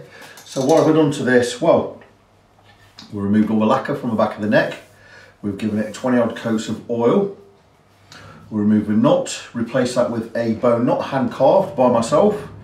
Refretted the guitar, put it all back together, set it up, checked all the electrics. The switches, the controls were fine, but the switch was a little bit crackly, so we've got some switch cleaner in there. Put it all back together, set it up, and there you go. It's got a beautiful action. It looks fabulous. It's got some 1046 strings on there. The action's set nice, nice and low-ish. 1.75 on the bass side, 1.5 on the treble side, which is where I like to go. Relief-wise, 0.25 millimeters under the 6th fret. Fantastic, and what a lovely guitar, and I'm sure the owner is going to be really pleased. Nice and smooth on the edges there. You can't feel the frets. I have scooted down there with a Scotch-Brite pad, 1500 grit, which I always like to do anyway. And there you go, it's all done. What a fabulous piece of kit, and what a lovely, lovely vintage guitar. I'm sure the owner is going to be pleased with it, and it's ready to go back. So before I do go, I hope you enjoyed this video. It's a really long one, it's going to be 3.5 hours long or somewhere thereabouts. So really good. But yeah, before I go, I just need to remind you of the websites. I am closed at the moment because we're moving. You know all about that, that's all in a separate video. But yeah, website, facebook.com/ng17, that's facebook.com/NGONESEVEN. You've also got fretfriend.co.uk. I am Victor, I am your fret friend. And until the next time, as always, God bless you, be good to each other, and I'll see you in the next one.